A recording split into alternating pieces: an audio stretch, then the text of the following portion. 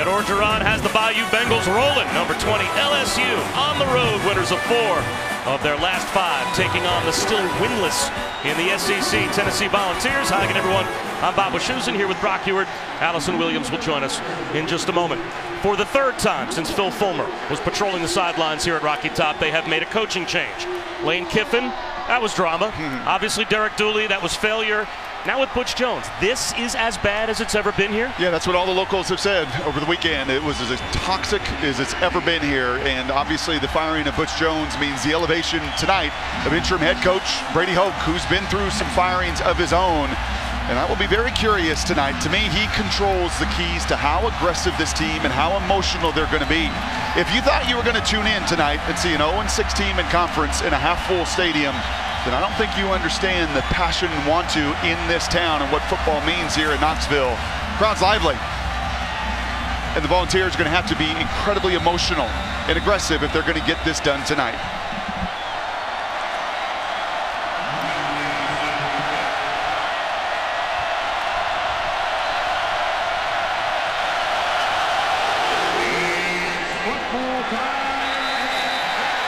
Welcome to Knoxville. We are just underway between LSU and Tennessee. Bob Wischusen alongside Brock Ewart. Allison Williams down on a windy field here at Neyland Stadium. And Brock, Tennessee, of course, the story this past week, the coaching change. Brady Hoke takes over on an interim basis for these last couple of games. And over on the LSU sideline, Ed Orgeron through this before. Last year takes over. He was the interim coach, earned the head job. Brady Hoke, of course, piloting Tennessee the rest of the way. And this LSU team has won 4 of their last 5, playing excellent football. And they'll start the game with a run to Darius Geis.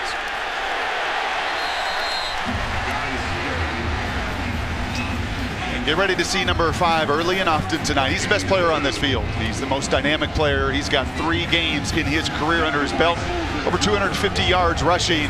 And he's going to be facing a Vol defense that gave up 433 on the ground to Missouri as this wind howls tonight. In a passing game that already struggles for efficiency, the run game going to be prominent for LSU tonight.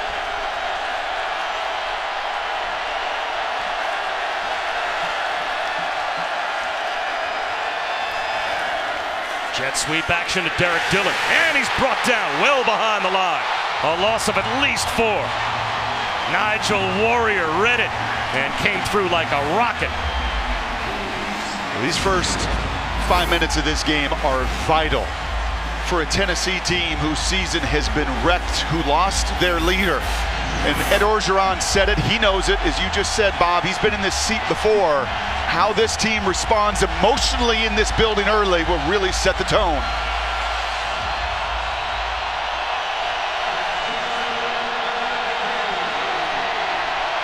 Blitz on 3rd down. Swing pass to Darrell Williams. Blockers out in front to the 31-yard line, well short of the 1st down.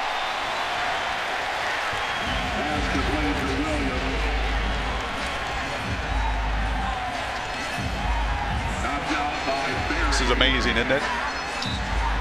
I just don't know how many other places you have an 0-6 team in conference and you have over 90,000 that fill the stadium and have the kind of juice that we're feeling tonight. Into a swirling wind. Zach von Rosenberg gets away a wobbly kick. Quiz Callaway with the fair catch just inside the 30-yard line. And Allison, it is swirling. Yeah, Bob, it is gusts of 25 miles an hour. I have to tell you, I have never seen so many dropped balls during warm-ups, whether it was guys trying to field a punt or catch a reception. It was obviously really hard to track the ball in this wind. And here's the thing, it's not like it's blowing the length of the field going east to west. It is blowing directly across the field in gusts that have blown people's hats off. At one point, Blake Ferguson, the long snapper for LSU, looked at me and he's like, this is absurd. So it could affect not just throwing and kicking the ball, but even snapping it. I have to figure both teams will want to keep it on the ground, and it will be 1st and 15 to start off. False start on the offense, number 77. 5-yard penalty, 1st down. And that's the right tackle there, Devontae Brooks. To say this group is young up front is an understatement. That's the best player maybe on the entire Tennessee team, certainly offensively. Trey Smith, he is a true freshman. two of them starting on that O-line tonight. On 1st and 15 to John Kelly on the ground. And he gets back 4 or so. It will be 2nd down and long, but that's the #1 recruit in America, at least according to the guys that break that down for us at ESPN. #1 on the ESPN 300. And that's the alpha. And for whoever the next coach is, there is the foundation of this program offensively. Hard to find quarterbacks, hard to find left tackles. He is a gifted one. And he and the young pups around him tonight are going to have to run the ball. The redshirt freshman, Jarrett Garantano, has not thrown a touchdown pass since the Indiana State game back on September 9th. The injury carousel has affected Tennessee at quarterback as much as it has on the offensive line. But John Kelly's been here all season long.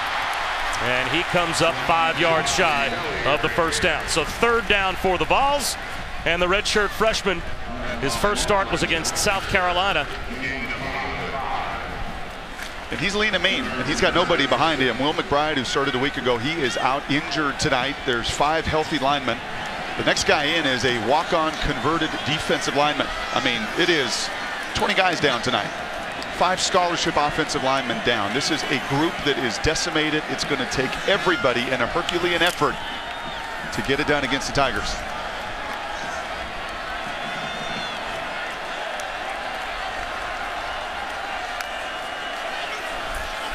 Garantano can't avoid the sack. The blitz comes through, and Kevin Tolliver is able to bring him down, and it will be a 3-and-out for Tennessee. Kevin Tolliver is your corner. Anytime you get into the short field there, the boundary for a veteran quarterback, they're going to peek out there. The 97 Vols are here. And Peyton Manning had a lot of success in this building. There was none better at diagnosing blitzes than number 1-8. He would have seen that blitz, but a redshirt freshman didn't, and he paid for it. Now, you talked about Trey Smith being arguably the best player for Tennessee. You can make an argument their second best player is about to receive the snap. Trevor Daniel has been that good punting the football, and with the breeze, the intentional end-over-end kick to cut through the wind to DJ Chark. And he is able to squeeze his way to about the 30-yard line. 49-yard punt. That is saying something in these wins.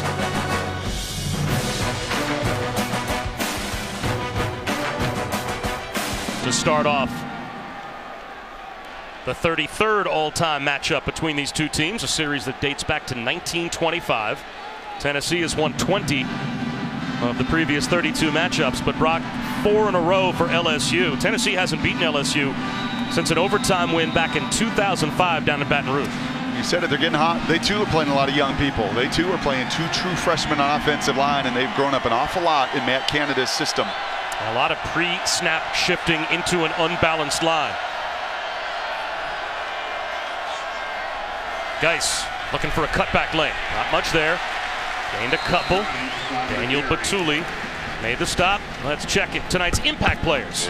Brought to you by Chick-fil-A. Yeah, it is going to be Darius Geis in multiple ways. He's going to do it as a quarterback. He's going to do it lining up outside and coming into the running back position. DJ Chark is #1 in the SEC when it comes to yards per catch. #2 in the country. And on the other side are 2 guys out in that secondary. Golden's going to be rotating in at safety. Warrior is just that. He is a physical presence playing strong safety.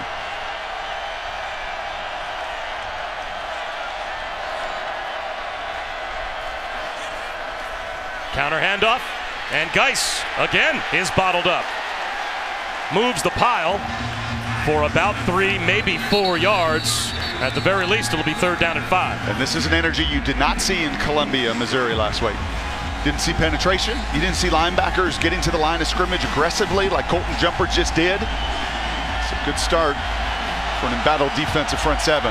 Statistically, running the football, the only unit for Tennessee that has probably been worse than their run group has been their run defense. So this already is a win early on for the Vols. 3rd and 5. Man-to-man.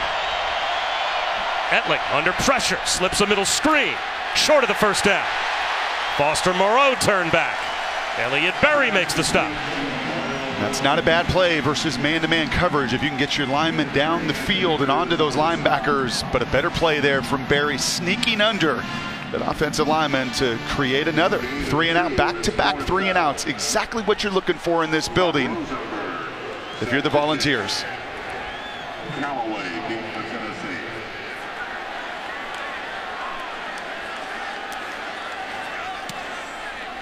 Marquez Callaway calls for another fair catch.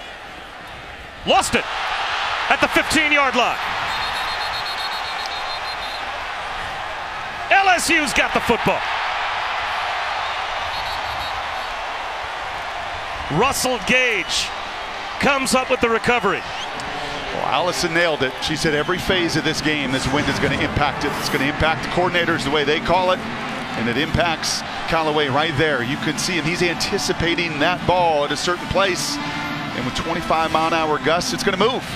And there is no sure thing for any of these returners. I mean, you could see the flags there on the uprights. Look at that ball moving. It's like a screwball. Those are hard to hit. They're hard to catch on a punt, too.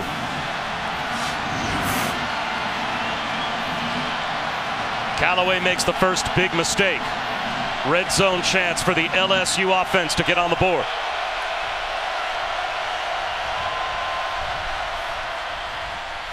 Etling on a keeper. Submarines to the 11. It'll be 2nd down and 6. 61% LSU scoring touchdowns down here for a group that loves to run the ball. That's got to ratchet up a little bit. And I think it speaks to some of their challenges out on the perimeter. Outside of Chark, there's just not a lot of other efficiency. Love the tight ends. 84, you saw it there, Morrow, earlier on the little screen pass on 3rd down. But typically teams that run the ball well are better finding touchdowns in the red zone.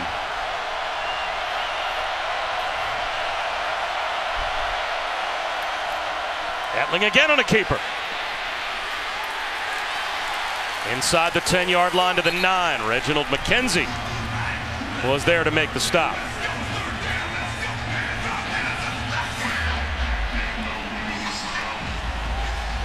That's a courageous young man. That is a young man that had a bad disc last year and played through it. And when you have a herniated disc that eventually requires surgery, the only place he could sleep and get pain-free relief was to lay on the floor of his apartment. Facing 3rd down and 4 inside the 10.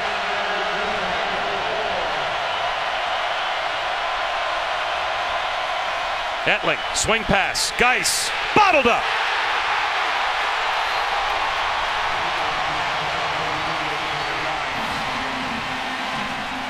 Quartez Sapp, first there for Tennessee.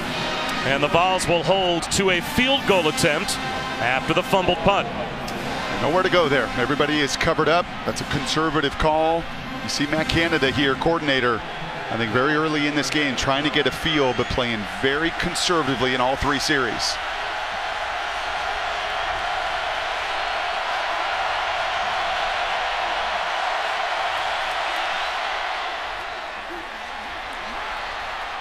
Connor Culp nails it from 30 yards out. LSU on the board first, but Tennessee with a good stand on defense.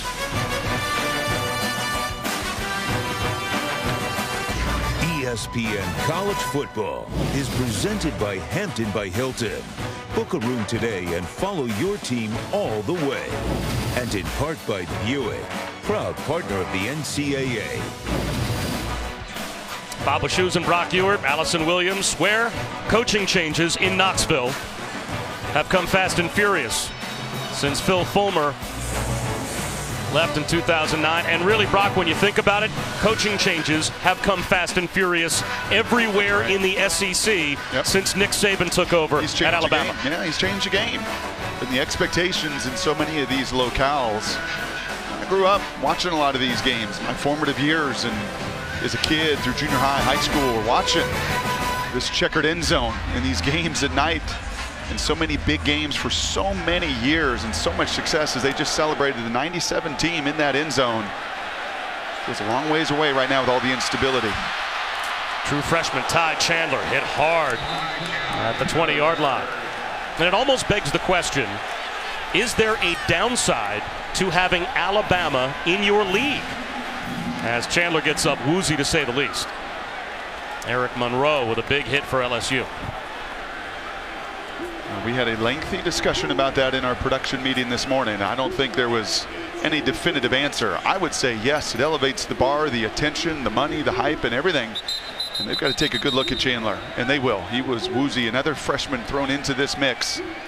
But yeah, if you ask me, my opinion, it's good. It's good for the conference. You got to go match him, just like Gino Auriemma has always said at UConn with women's basketball. Got to go take down the best, and to be the best, you got to beat the best. And right now, there is no doubt about where Saban has built his program in Tuscaloosa.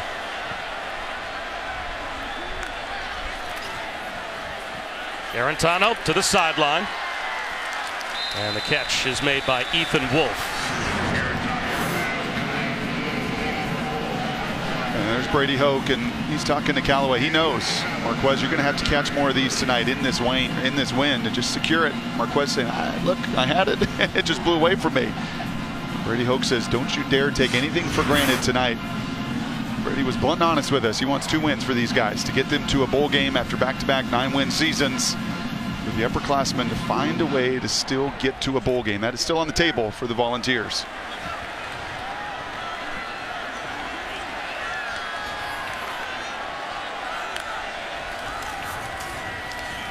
John Kelly nowhere to go. Lost at least 3. 3rd down and 6. Rashard Lawrence blew that play up against the interior of that banged up offensive line for Tennessee. Yeah, that is impossible. That is Trey Smith. He's got an inside technique there, and you're asking your true freshman left tackle to somehow, some way get inside of that 320-pound man that was anticipating that play. That's what we call an NC on the grade sheet. No contest. Nothing that you could do there against that penetration.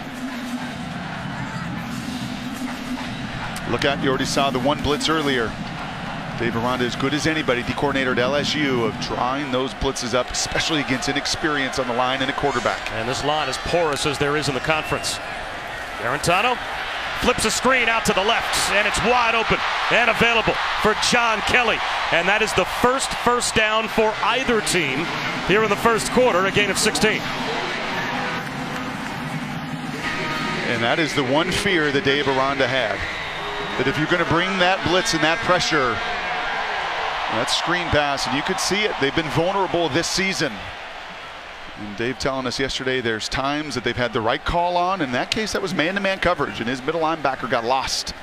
His eyes were looking into the backfield. He lost sight of Kelly for just that moment, who was able to sneak out and make Aranda pay. Officials have to re-spot the ball. Let's see if they reset the play clock, and they do for Tennessee. And they'll line up to run Wildcat with John Kelly. He gets driven back after a gain of 1.5 yards. Adnan, how are you?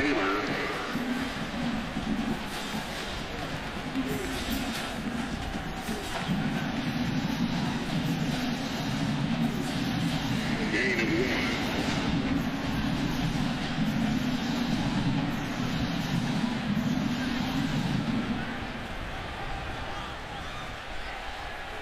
Two more programs that might have different men coaching their teams to open next season than are coaching their respective teams right now in the SEC, as that carousel keeps on spinning in this league.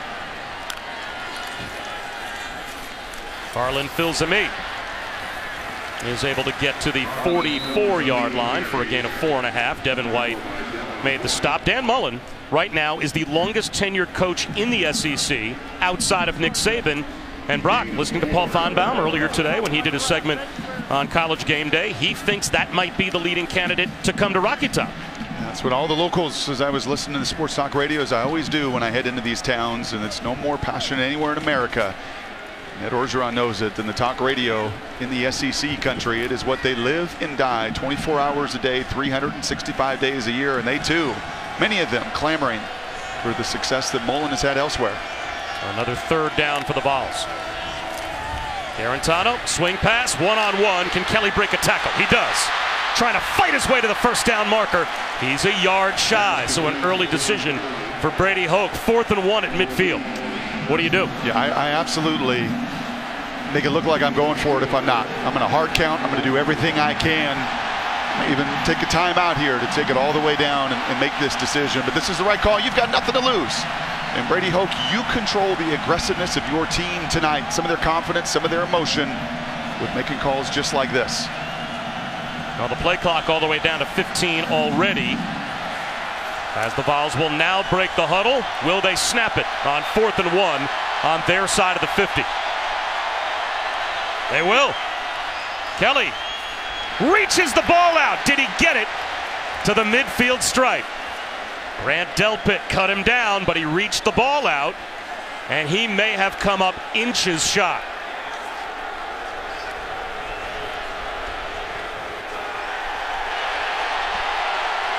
Without measurement, the officials say first down LSU. Brady Hoke's out on the field, about 10 yards, trying to get the attention of the officials. He can't believe it. Might take a look at this one.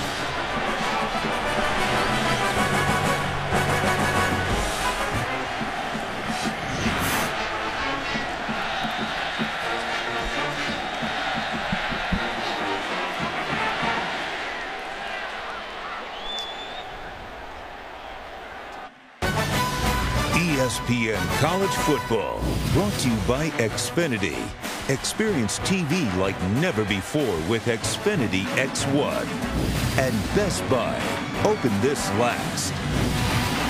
As we went to break, we showed you the 4th down dive of John Kelly, extending the football seemingly across the 50-yard line. Got a bad spot short of the 50. And it was a turnover on downs for LSU until replay saw that angle. And you could see that ball is going to get across the 50. That is a first down. They have changed that call. And what a battle by Trey Smith, that left tackle, that freshman All-American. He had to tangle once again with Rashard Lawrence, but instead of having to block down, they went toe-to-toe. They love those drills, those O-linemen do. They get on a board, and you got to push that other defender. It's called a board drill. And he creates just enough push for his buddy Kelly to get the ball across the 50. Paying off that 4th down gutsy call from Hoke.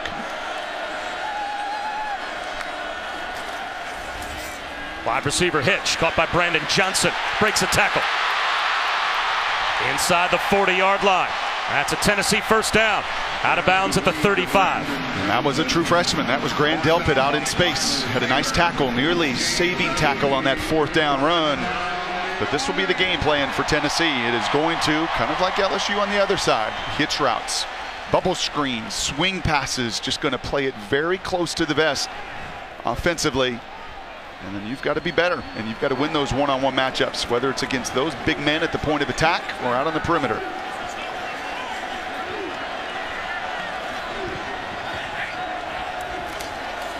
Kelly trying to bounce it outside. Can't shake free. Maybe fought his way back to the line of scrimmage. It'll be 2nd down and long. Guys, we are already seeing what we expected from Tennessee. More aggressive play calling and an emotionally charged team. Ed Ogeron and LSU knew this would be the case. They experienced it firsthand last year when he took over for Les Miles. And I can tell you guys, down on the sideline, you can feel the energy from Tennessee. Guys are standing up on the bench, waving the towels, jumping around.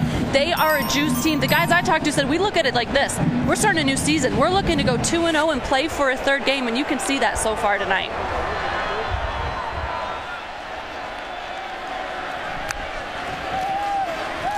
Garantano looking to get off to a 5-for-5 start, and does. High percentage to John Kelly, and that spirit for Tennessee continues. They've got another first down, a gain of 11 more on the slip screen to Kelly. That is really well timed. It's all about timing and precision. If you're going to be efficient in the screen game, as a QB, you got to bait them. Come on. Come on, Dave Aranda. Come on, bring your rushers at me, and you bait them just enough to allow the offensive lineman to get in front. It's also good timing from Kelly and Garantano, who had to watch yesterday that debacle, or last week, that debacle in Mizzou. You can feel it. And shorten the game, right? For a young football team, take it to the end of the quarter. And head right down in front of that student section for a first down inside the 25-yard line when we start the 2nd quarter here at Rocky Top. LSU on top 3-0. Tennessee threatening.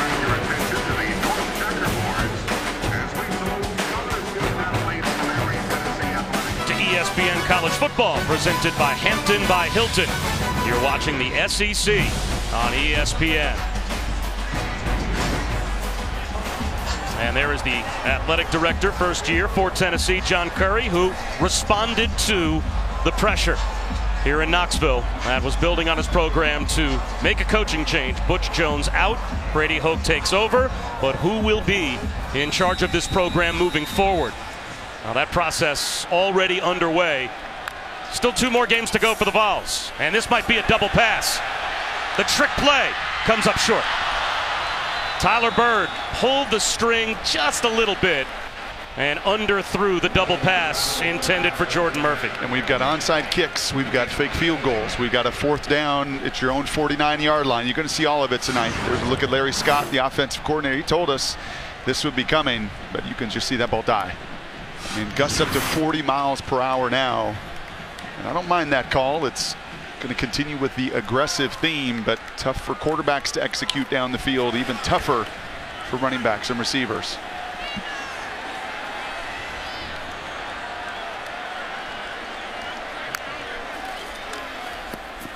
Kelly caught behind the line by Devin White. A loss of close to 4, and now it's 3rd down and a mile. And this guy's a bit of an enigma to me. And he has a little bit to the staff, too. There are plays that are as electric as any linebacker in college football. In fact, he's #1 in the SEC, 10 tackles a game, 14 a week ago when he didn't have a tremendous grade, but he was the SEC Defensive Player of the Week. I could show you a screen pass from 3 plays ago where he gets blocked up and he lets it out. And then he does stuff like that with just dynamic playmaking. It's a consistency for so many of these young players on this defense that I think Dave Aranda and his staff are still searching for. 3rd and 7+ has been a nightmare for the Vols. This is close to 3rd and 14.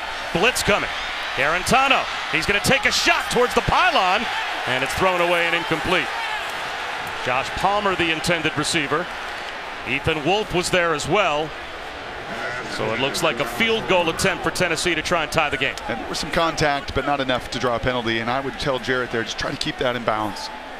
Right, that's going to be the theme tonight. Is you're going to just be aggressive. You're going to push the ball. You're going to try to make plays. And if you do so, you got to give your receiver, in that case Callaway, an opportunity to do it. That was the first incompletion for Garantano. 45 yards away. Aaron Medley will try and tie it up.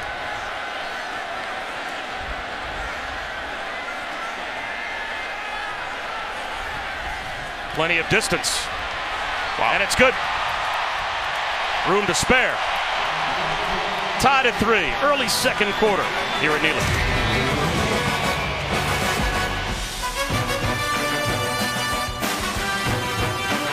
'11 has arrived in the NFL. Monday Night Football, the Battle of the Birds on Monday. The Falcons and Seahawks.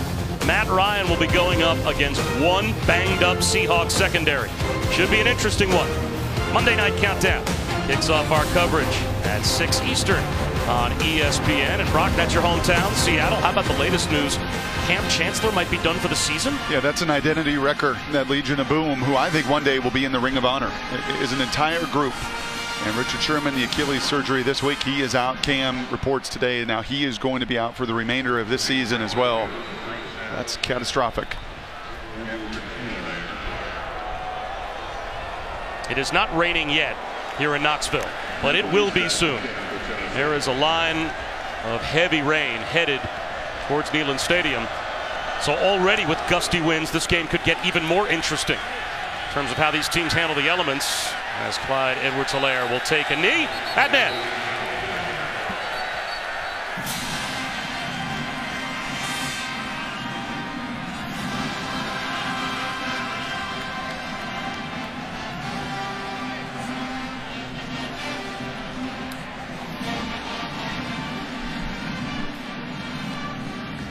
Adnan, we're tied at 3. A little over a minute gone by in the 2nd quarter between LSU and Tennessee. Back to the offense, the Bayou Bengals, starting at their own 25. Bob Wischusen here with Brock Ewart. Allison Williams down on the field. LSU still without a first down on offense. And has yet to push the ball down the field. Every throw has been at or behind the line of scrimmage. At some point, you know that is going to change to number 7. Right now, they've got number 5 lined up about 6 yards deep. Darius Geis can always hit a home run.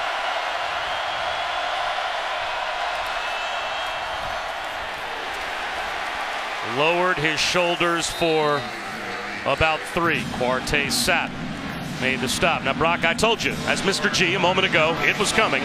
And there is heavy rain right on our doorstep. You know, if I wasn't doing this, you know what I'd be doing, right? Meteorologist. I could see you in front of a big green screen. Yeah, this is called a lot of moisture, high pressure front, pushing in. Is that what it is? We've got weather delays and had them all day today. Let's hope we avoid some lightning, but the rain and the moisture's coming. Etling under pressure. Unloads it to the flat, incomplete. Darrell Taylor was all over Danny Etling, and now it's 3rd down and 7. And Mr. Etling's going to look at Darius Geis and say, I need a little more than that. Not just in the run game, but if I'm going to throw it, you've got to protect. And you can see just could not get anything going in that first quarter. Very little push. And Tennessee has done this before defensively. Alabama, Georgia, they played good halves of football, just not 4 quarters. Can they sustain it? Play clock down to 11 as LSU a little slow getting out of the huddle. 3rd down and 7. Play clock at 5. They get the snap off. Etling under pressure. The pocket collapses. And so does Etling underneath Jonathan Kongba.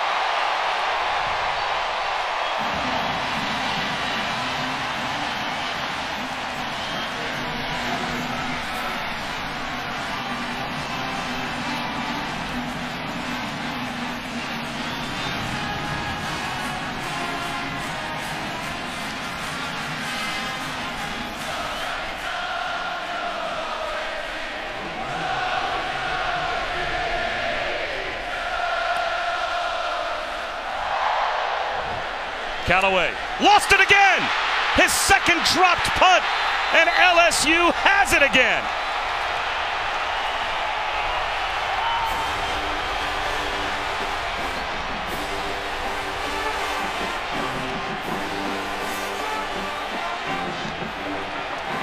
One of the challenges is there is nothing you can do. It was a glorious week of weather. It was beautiful here yesterday, and Brady once again doing his best. But that may be the last punt we see him try to catch in return this evening. You just can't practice this. And you can see fundamentally he's in a better spot. He is underneath the football this time, just does not tuck those elbows in, does not secure that catch. Goes right through his hands. Got to get that chin up. Chin up.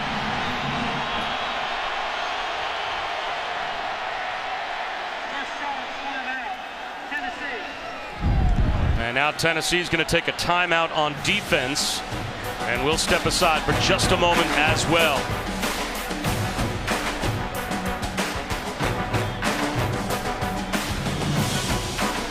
ESPN College Football, brought to you by Goodyear. Hard-working tires that deliver blimp-worthy performance. And Dell, don't just play, game. Tonight the night here in Knoxville where the 97 Vols, who won the SEC behind Peyton Manning, honored. And Brock Ewart, your old teammate, came in for the reunion.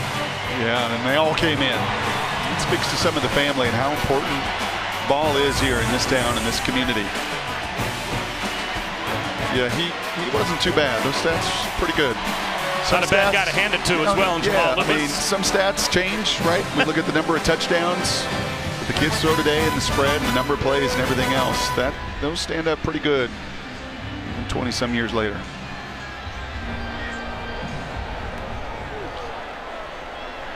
How about Reggie White and Peyton Manning side by side in the Ring of Honor here at Neyland Stadium? Well, now, once again, the Vols need their defense to stand up in the red zone. How about something down the field? How about a little bit of an aggressive shot to pay off this field position for now a 2nd time? On a keeper, it's Etling. He picked up 4. LSU still doesn't have a 1st down. Their first field goal came because Marquez Callaway muffed a fair catch. They took over in the red zone and could manage only 3. The exact same scenario here. They are taking over in the red zone after the 2nd muff by Marquez Callaway, looking to take the lead. Well, these guys are flying. That's Petulli, the linebacker. You see linebackers flying like they are right now. You have to counteract that with play action pass. Option. The pitch out to the edge. Geis toe taps. And he stepped out at the 10. It'll be 3rd down and 1.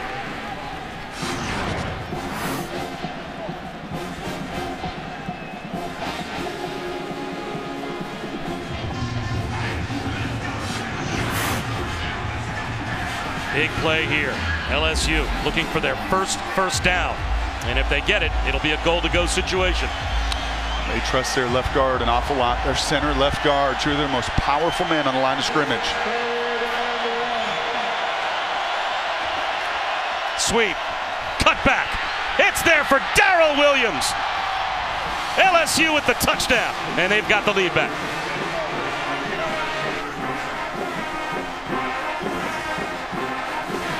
Well, just as effective. I was calling for play action pass, but all their jet sweep accomplishes really the same thing. You're going to come and watch the motion here. Look at the defensive end, Kyle Phillips. He is going to take it. Once those shoulders turn here, you are dead. A good kick out block and a touchdown for LSU to finally pay off a favorable field position. The 7th rushing touchdown this season for Darrell Williams. And through the wind, Culp adds the point after. LSU by a touchdown early second quarter.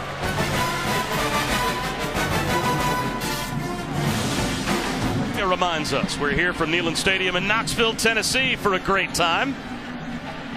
And those flags have been starched since the start of tonight's game. And we have already seen 2 muffed punts from Marquez Callaway for Tennessee cost the Vols all 10 points that LSU has on the board. Bob Wischusen here with Brock Ewart. Allison Williams down on the field, and again expecting the rain to start anytime now, which Brock is going to make those special teams plays even more of an adventure. And the passing game, which we've seen very little of for both teams here. And there is Callaway, the up man in the 2-man return group, as Tim Jordan is a couple of yards deep. This will be a touchback. The Chargers of defensive coordinator Dave Aranda is to take talent and turn them into football players, and you do that defensively by being unselfish. Look at the block destruction of the 3 big men. They play a 3-4 defense that keeps the SEC's leading tackler, Devin White, clean, number 40 there. Look at this. These are guys that are just being selfless, taking on double teams. Right, just knowing that if they can take on those blocks and those 3 can defeat 5 for Dave Aranda, you're going to have tackles all over the place by these linebackers. Exactly what you've seen from Devin White through the first 15-plus minutes. And I guess that's how Devin White leads the SEC in tackles per game. And Dave Aranda has brought this same program from Wisconsin to LSU with similar results. A fun defense to watch. Not so fun, I guess, if you're Garantano. As he hands to John Kelly, tries to go wide. And the Bayou Bengals stretch it out. And it's another tackle for loss. There's Devin White again. Ray Thornton helping out. Luckily for John Kelly, he got the ball back to the line of scrimmage. 2nd down and 10.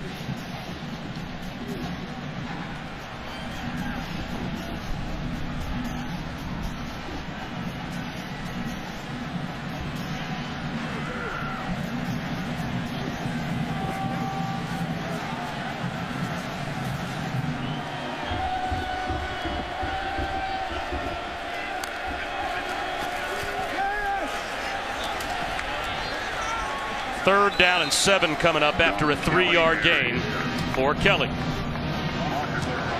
Once again, it is those big men. Those shoulders are just square. You've got seniors in Gilmore and Lockature playing against true freshmen on the other side. You were able to rotate in a big old Frank Herron. Look at Lockature there, the 5th-year player.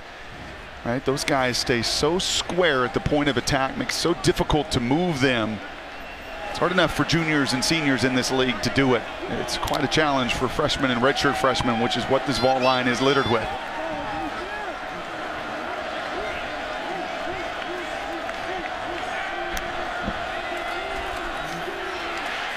Jordan in the right flat.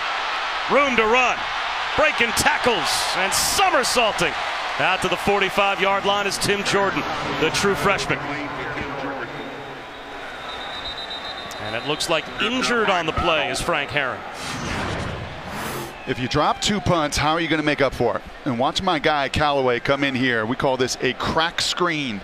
Callaway drops 2 punts. Where does he take that frustration out on? Right on that middle linebacker, and this ball is thrown behind the line of scrimmage, so this contact is allowed. Callaway's a big guy, 6'2", 200 pounds, and once again for the 3rd time this evening, Those numbers don't lie. That screen pass effective, and that nearly to the house if Jordan could keep his feet. Are you surprised that Tennessee has been able to use LSU's aggression defensively against them as the training staff continues to work on Frank Herron? I mean, I guess for Dave Aranda, is there maybe some logic in saying, you know, why would we blitz? Yeah. Why are we bringing pressure? If we just rush 4 against a banged-up offensive line, can we not just play defense behind our front 4 and not give up that play of aggression? Well, Dave loves to crunch the numbers. I mean, he does it as much as any coordinator that we talk to in our production meetings, and he loves to defeat plays, kind of like Gary Patterson in that way. It's not just about their scheme. They're trying to take apart plays, and he pointed to these screens as being problematic, and you can see the yards, you know, allowed this season, you know, on some of those screen passes and early in games. But yes, Bob, I said that to you before the game. And it's nice to see Frank Herron is up and at least walking. Like, this is going to be a challenge for Dave to just keep it simple at times because he loves to get after it. And you see the big fella here, some friendly fire. And just a leg whip. John Battle was trying to make the catch, or the tackle, I should say, and ended up colliding with his teammate. And Frank Herron is a young man that graduated in August after being suspended from the Citrus Bowl last year for academics. Got his academics in order. He's a graduate senior and became the first member of his family to graduate college. It's awesome. So now the only thing for Frank Herron is just to shake it off and see if he can get back on the field.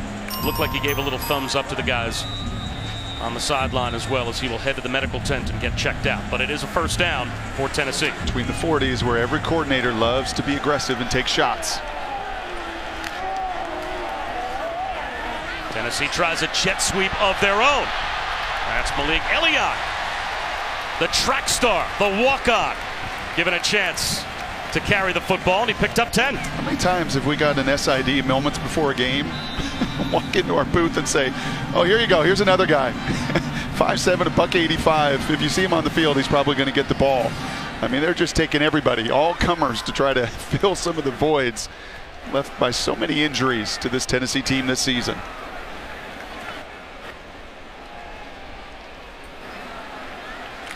Take a shot. Take a shot to Galloway. You're going to get some one-on-ones. He's right to the top of the screen here.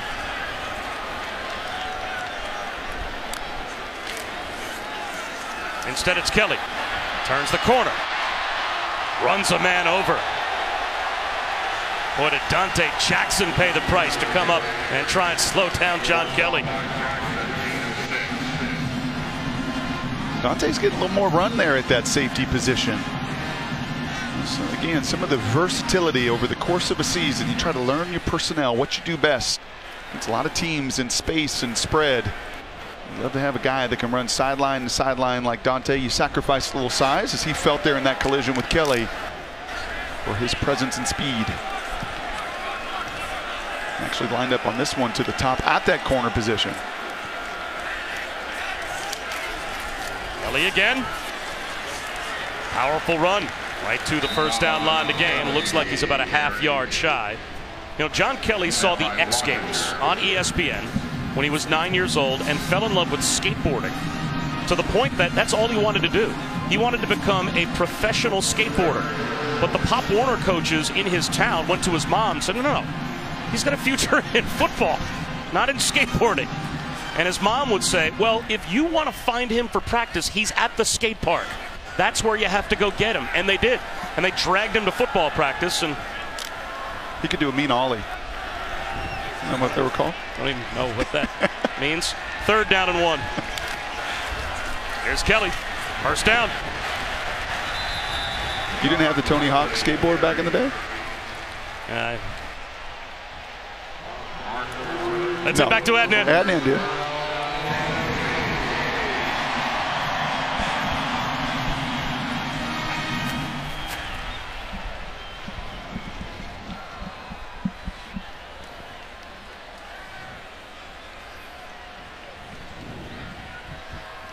I could see that, cruising around Central Park with his sweatband on his head and the big sweatbands on his wrists. Spandex, that says Adnan Virk to me.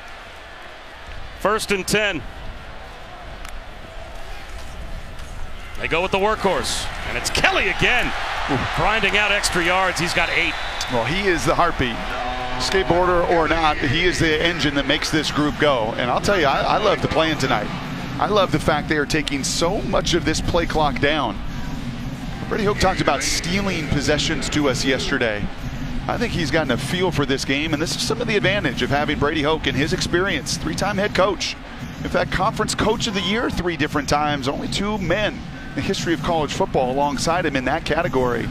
And I like how he's playing this. You know what, we're going toe-to-toe with him, and outside of botching 2 punts here, we're right in this thing, and I like how he's shortening this game tonight. Kelly, this time, ends up walled off by Greg Gilmore and Kristen Lacouture. And now we've got some players on the near side of the field that have to be separated by the officials after the play was over. It was Marquez Callaway getting into it with Greedy Williams. It'll be 3rd down and 3. I think that's a little bit of the frustration for Marquez. He took it out earlier on a block. Still frustrated that those 2 punts went through his hands, setting up the 10 points for LSU. This has got to be 4-down territory. Timeout called before the 3rd down play by Tennessee. So we'll step aside. Big 3rd down for the Vols when we come back.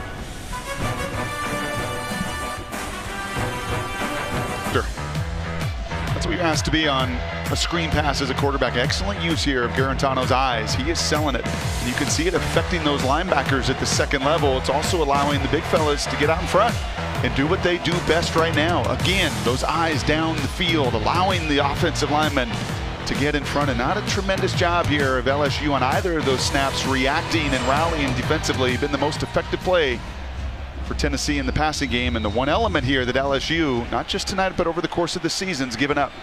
And that rain we said was on the way has arrived before 3rd down and 3. Garantano on a rollout behind the line of scrimmage, nowhere near picking up the 1st down. Corey Thompson all over Ethan Wolf. And now if it is 4-down territory, it will be 4th down and closer to 4. Wow. No gain. Ethan Wolf needs to replace his divot, and it looks like it's going to be Aaron Medley out to attempt a field goal. Now this is, if the wind is at your back at one end of the stadium, this would be the end. He effortlessly put his first one through from 45. And they may have to call another timeout. Looks like they are needing another player on the field, as Ethan Wolf is part of the field goal protection group, but he had all that grass stuck in his helmet. He needed to be replaced, was replaced late, and they get the snap off. Unless a timeout was called, which would be good news for Tennessee because Medley missed the kick. And it looks like they got the timeout called before the field goal attempt. A quick timeout for us as well. Right back to Knoxville.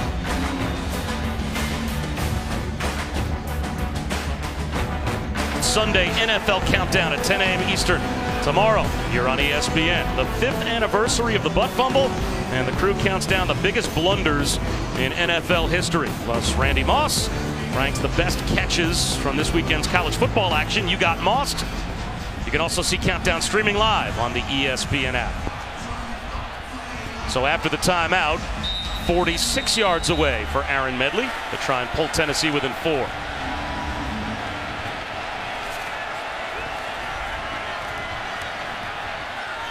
No chance. Let's head back to Adnan.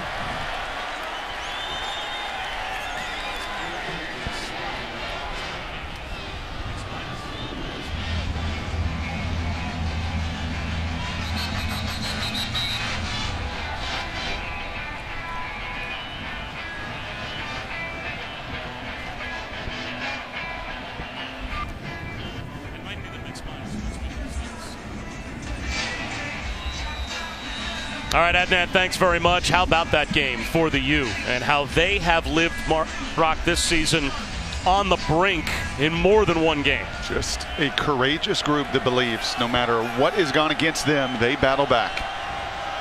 So after the field goal miss, back to the offense for LSU. Play action for Danny Etling. He wants to take a shot down the sideline for DJ Chark, and it floats out of bounds. Hitch and throw.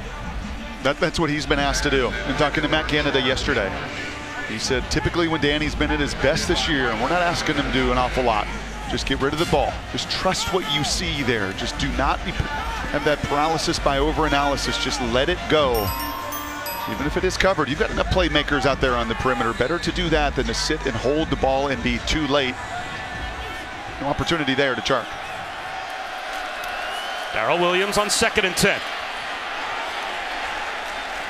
To about the 33-yard line for a gain of 4. Nigel Warrior playing that spot. His dad played so well. Dale Carter, a 4-time Pro Bowler and 2-time All-Pro. 3rd down and 6.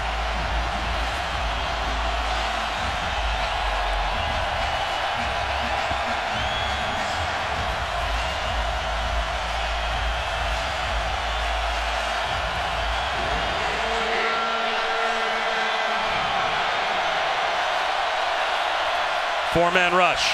Etling out of the pocket to the sideline, but nowhere near the first down. Foster Moreau blown up out of bounds by Elliott Berry. A flag thrown well behind the quarterback all the way down inside the 10-yard line.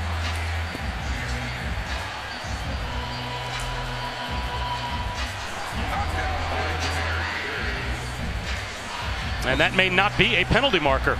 That'd be the massive debris that is flying all over the field, Bob. That's a piece of an orange pom-pom that flew out the stands from the wind. It still looks like a penalty marker's down to the field. Emmanuel Mosley back to receive the punt. He's going to let this one bounce. And it will take a great LSU hop and roll down to the 5-yard line. Guys, the wind is definitely making a mess of things here. It's been gusting about 28 miles an hour, and what's happened is all these pom-poms that they handed out to fans, well, as they're waving and cheering, it is blowing parts of them all over the field. It literally looks like a party down here that somebody didn't clean up after. That looks like our den at home. That's because I have too many children, but someone needs to get that piece of pom-pom off the field, because to blind announcer man up here above the press box, that's going to drive me crazy all night. It still looks like a penalty marker. No, it's moving. Good. Maybe the wind will take care of my own problem. John Kelly inside the 5-yard line. He's bottled up. Lost a half yard. Grant Delpit came up and sold out to stop the run. And now a timeout will be called by LSU to try and conserve some time for their offense if they can flip the field. You can see the stopping power. What is it about LSU? You've got one up there in New York now, and Jamal Adams. These guys grow on trees down there, down in the South. They find dynamic. It's DBU, and it's not just the corners. They find dynamic safeties as well. Yeah, there is an amazing tradition of talent that has developed over the years in Louisiana. And when you start to stack up the state of Louisiana with so many of the other traditional football powerhouse states like Texas and California and Florida, I think Georgia as well, the only 4 states that have produced more ESPN 300 recruits over the past decade or so than Louisiana. Did that surprise you? No, and they love to play ball, and they love to play it on the defensive side, which is what this game is going to become. It already has here in the first half. The weather is only going to erode and get worse and worse and worse. And my hunch is all these dynamic defensive players love it. Offensive guys hate it. Kickers hate it, as you just saw in that last one. But defensive guys, bring the rain, bring the wind, we'll bring the pain. And how about the job that Ed Orgeron has done with this group? When they lost to Troy, you had to think that there was going to be a sense in Baton Rouge of, oh no. You know, we brought Ed Orgeron in as the permanent head coach after last season. The only time he had been a head coach before, of course, a disastrous run at Ole Miss. But how about the response of this program since that loss? And it was those defensive guys in that Florida game. It was the defensive guys after the missed kick that said, we will not allow another score. As you see the white hat here, talking about the weather and the conditions as they are deteriorating.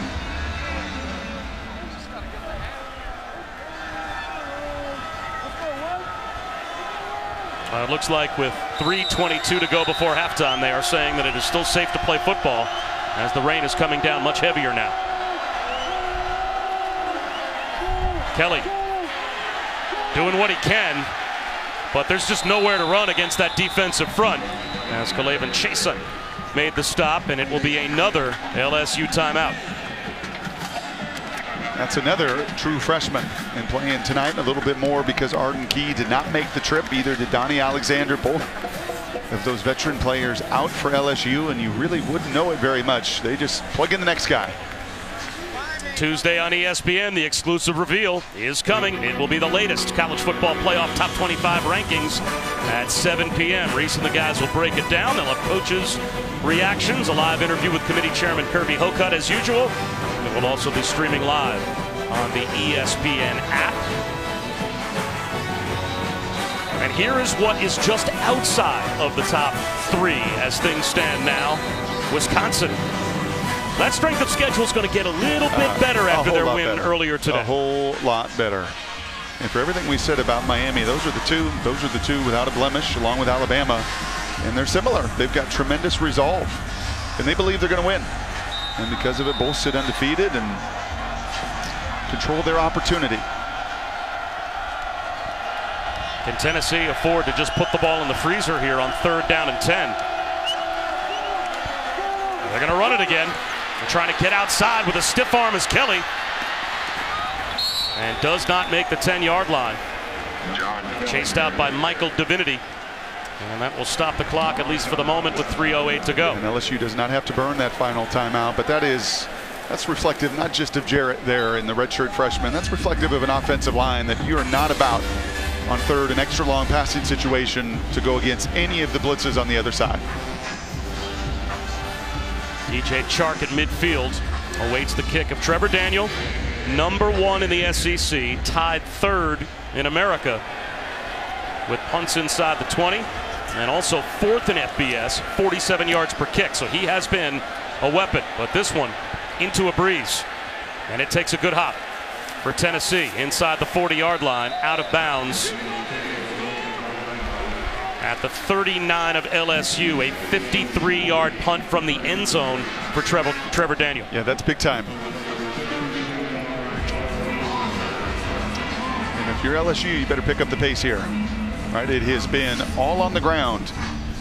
Really the one dynamic play they had, the end around, that jet sweep to Darrell Williams, very little for Darius Geis. How much of a risk taker would you be as a play caller here with a touchdown lead in a sideways rainstorm before halftime? I would be very careful, but set up that play action pass you have with a commitment to the run. Etling will roll out to the sideline. That is a completion, and that's good for a 1st down to Derek Dillon, a gain of 12. And that's a good play. That mitigates risk. You're not just sitting there in the pocket. You're moving the pocket, a run-pass option there, and as you can see, Etling squaring the shoulders, throwing his first dart down the field. And they go hurry up, still with a timeout. Darrell Williams turns the corner, and he's down the sideline. Darrell Williams with a block. Finally brought down inside the 15, close to the 10. They'll say he stepped out at the 13. You know what you never do? You never do defensively. You never duck under a block. And that's exactly what the safety Abernathy tried to do there, and that freed up the edge, and LSU makes Tennessee pay for 31. Etling up the middle, and a quarterback keeper walks into the end zone with an LSU touchdown.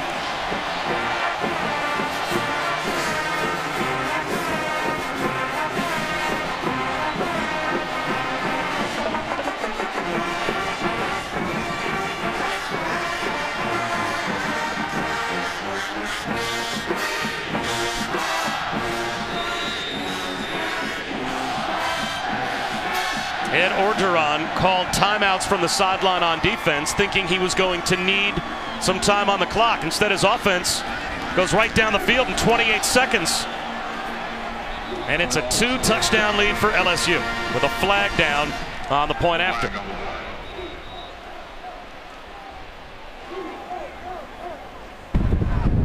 Offside on the defense, number 18. That penalty is declined. The point is good. Check out this look right here. I was showing you tape yesterday of Cortez South, redshirt sophomore middle linebacker right here that has struggled at times with his eyes. And look at Mr. Etling. He is looking at one guy in this read. He's looking at one, and he can read that body language clear as day. And once Corte commits to this, well, you can see it. There is just nobody left.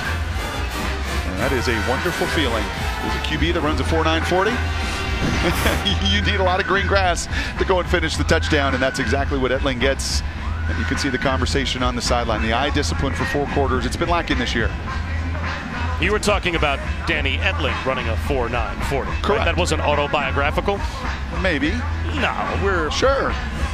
change the first digit. I think 5.9 40 is probably he likes that more smile accurate. because he knows it. It's 17-3 now, and in this kind of monsoon that is coming, with an offense on the other side that has struggled to score any points consistently, especially as the injuries have mounted. That was ideal pushing into halftime. And once again, a kick through the end zone. The ESPN app is a fan's best friend. Stream every ESPN or ABC college football game live at home or on the go. You'll get access to scores, news, and highlights all season long. Download the ESPN app to start streaming now. Well, this is danger zone time. Right, the one thing you wanted to do if you were Tennessee is to keep the faithful engaged. Right? It was a toxic environment. It was a frustrated home fan base. It was really clamoring for change. They got change. In the first 15 minutes here, it was electric, Bob. Electric. And you knew you had to keep them involved in this game. Brady did. If he wanted a chance for the upset tonight, unless you get it going here in a hurry, this place could empty out. Garantano, quick hitter to the sideline. Hauled in by Brandon Johnson, because at some point you have to do something offensively besides give the ball to John Kelly. Yes, and your defenders feel that. Right, defenders are not only reactionary to plays oftentimes, they can be reactionary to what the other side is doing as well. And if it feels hopeless, like, man, another 3 and out, another 3 and out, another 3 and out.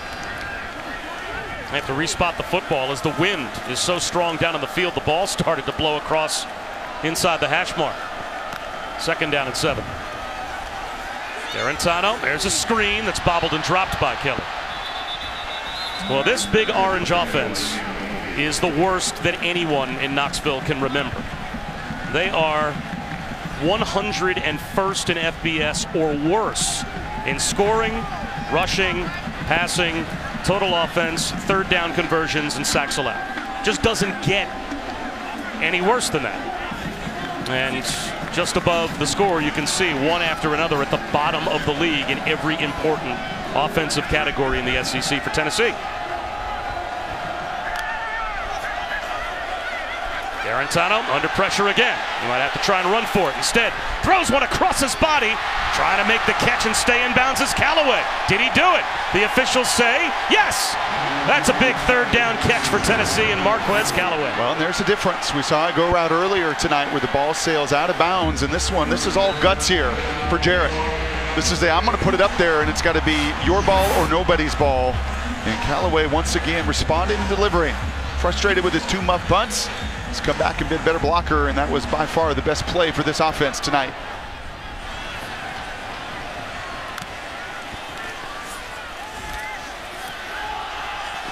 Looking for him again. And Callaway's got it with a flag down. He's into the end zone. It's a touchdown.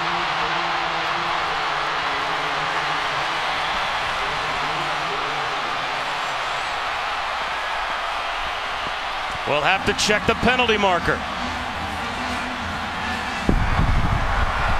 Pass interference on the defense, number 1. That penalty is declined. Result of the play is a touchdown. How about that bounce back from Marquez Callaway?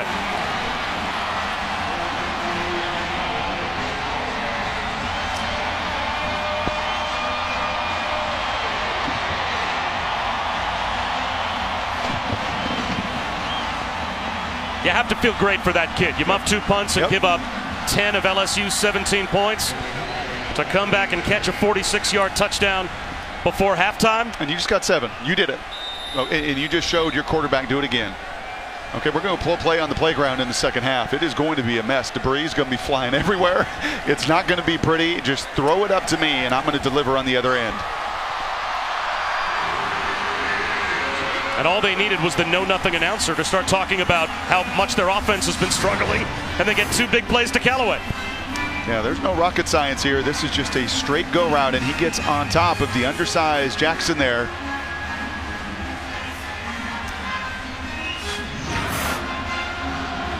Who wants some more? What did Brady Hoke say to us yesterday? Not 50-50 balls, or 33, 33, 33. Okay, there's different results. Catch and incompletion. You can get pass interference. There's other things that can happen on that side. Interception.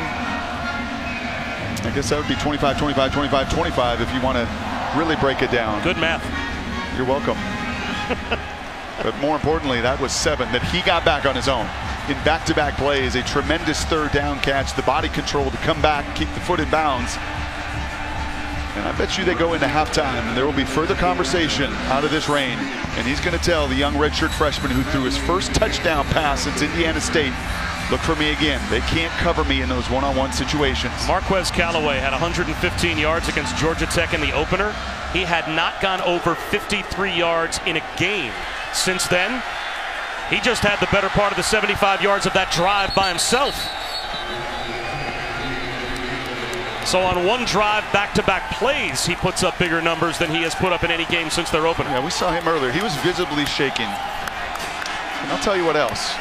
The esteemed Mitch Smith, our spotter up in the booth, he whispered in my ear during the break. He said, look at the number of guys that are coming over to him.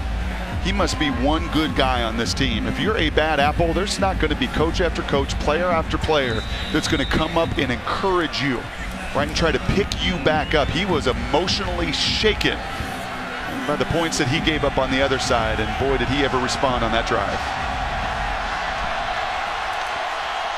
Etling, incomplete for Chark. So LSU is not content to just take a 7-point lead into the locker room at halftime in a rainstorm. 29 plays, averaging about 3 yards per play for Tennessee before 4 plays and a lightning strike touchdown. Geis. A couple of yards shy of a first down. And if it's your Tennessee, it's hang on time. You're going to get the ball to begin this second half. And there's no need for timeouts or anything. You don't even have them on your side. LSU has the one remaining. You just do not want to give up any momentum if you're Tennessee here going into halftime. And if you're LSU here, this is probably a smart play.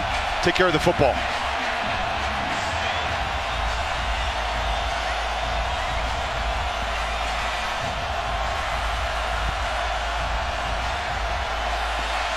Tennessee's out of timeouts. LSU, now that the clock goes under 40 seconds, can take a knee and end the half should they choose. Instead, they'll let Geis have an opportunity. And he picks up the first down, but there's no reason for them to snap it again. They can just go to the locker room at this point. Unless you want to do the same. You got Chark on the other side. He's second in the country, 24 yards per catch, best in the conference. So you think take a shot here? As long as that safety isn't over the top of it, yes. Well, Etling's going to roll that way. Over the middle, incomplete for Stephon Sullivan. Yeah, Tennessee doesn't have a timeout left. And you just saw on the other side, it's out on the playground when conditions get like this. And if you can craft a one-on-one situation, it's one of the nation's best at making the big plays down the field. Yeah, I'm willing, with a senior quarterback making his 33rd start, to be smart enough. He's got 2 interceptions on the entire season. I let it rip.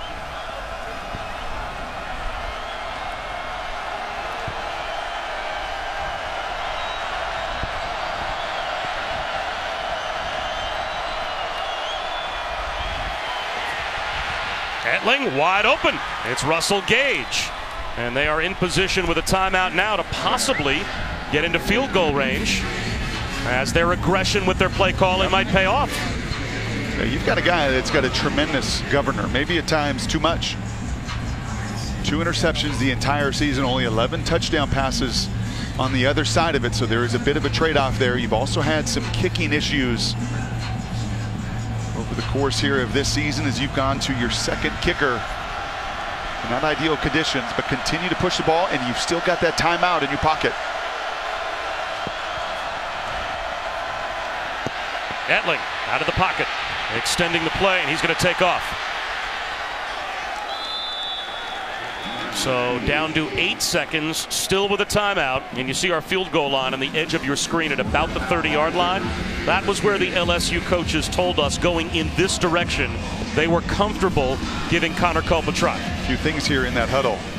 You're going to throw more than likely a quick game here. You're also going to tell anybody that if they get beyond that first down line, you have got to get down. You have got the timeout. Those reminders in the huddle here.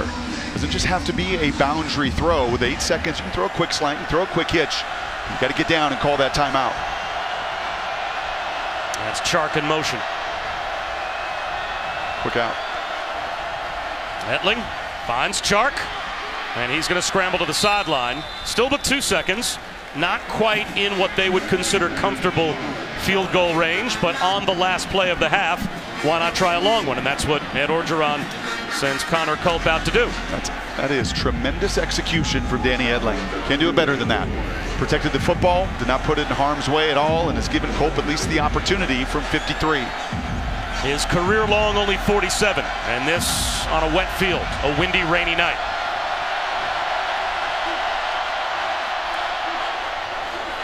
Doesn't have the distance. It hits the upright.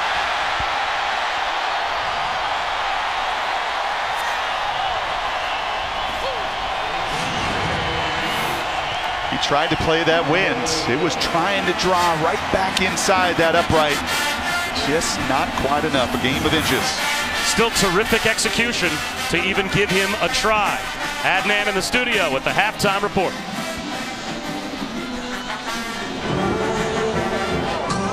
So we're ready to get this going here, Alexa. Jesse Palmer, Joey Galloway, Matt Nimberg, they got their game faces on. Me, not so much. But we kick it off first with UCLA and USC. Highlights from that game, which is over right now on ABC. A great match, of course, of quarterbacks in Rosen versus Darnold, and both these guys have not disappointed so far. But check this out. So early in the first, the punt return. Check the top of the screen, right, fellas? Because you think, no, I got it. No. How about the fake? This is absolutely incredible. A great play call. The cover team is looking at the return man, and they're believing the ball is coming to him. When USC knows it's going the other direction. The only guy on UCLA who knows where the ball is the punter. Just watch him down the field. He's thinking, oh, man, there's 3 guys blocking me. I'm the only guy back there. Great job dialing up a trickeration-type play on special teams. Michael Pittman Jr. 72-yard touchdown return. Then Josh Rosen to Jordan Lastly. And we know how talented Rosen is. You can see the throw before this touchdown, and then the touchdown throw as good as you'll see all season. So 7-all right now on ABC. You see the numbers for Rosen so far. 6 of 9, 88 yards and a touchdown. We come back. Baker Mayfield, maybe the Heisman Trophy frontrunner, but his antics getting a lot of conversation. Here's Jesse.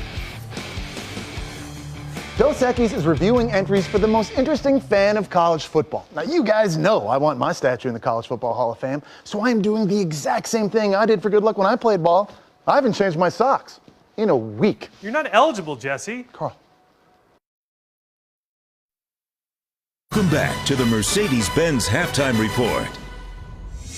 Miami hosting Virginia. Hurricanes had that enormous victory against Notre Dame a week ago. How would they fare this time out? Kurt Benkert had a huge day. And Benkert was just outstanding in the first half. This is his 3rd touchdown. You see it's a tight throw, tight catch, but he holds on to it for 3 steps before the ball comes out. The official originally calls incomplete pass. They review, and it's a touchdown. Cavs go up 21-14. 3rd quarter, Benkert throwing right, and this time it's Johnson, pick 6. When in doubt, get the turnover chain out. This defense has forced 4 or more turnovers in each of the last 4 games. Huge pick 6 here by Jaquan Johnson. Yeah, maybe gimmicky, but it is working. 4th quarter, Malik Rosier coming up for the touchdown. Miami scored 30 points in the second half of this game after getting off to a slow start. Mark Richt, how many times he says issues? Had some special teams issues. We had some defensive issues. We had some offensive issues. But the thing we didn't have was a heart issue. Everybody played with all their heart, and we didn't have an issue with belief and team unity when things weren't looking too great. So that's the thing I probably appreciate the most about this team of players and coaches.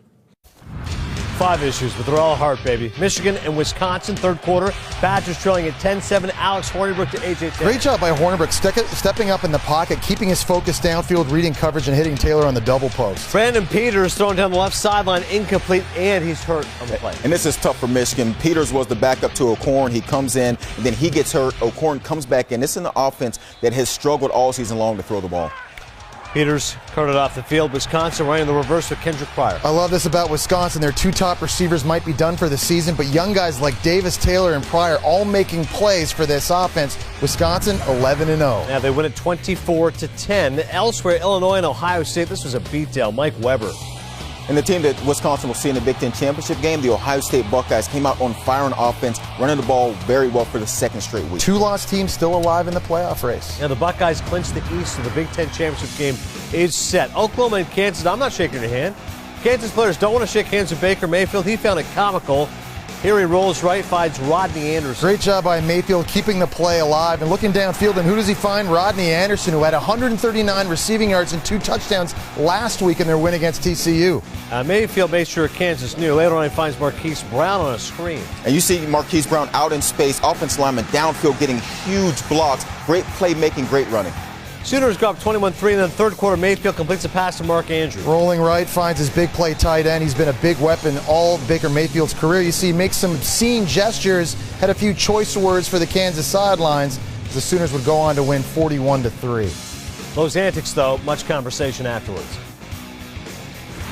In the moment, you do something, you get caught up in the emotional stuff. You know, I talked about I'm a competitive player, but you know, when I realized that the coaches said something about it, that was when I, realized that I had really messed up.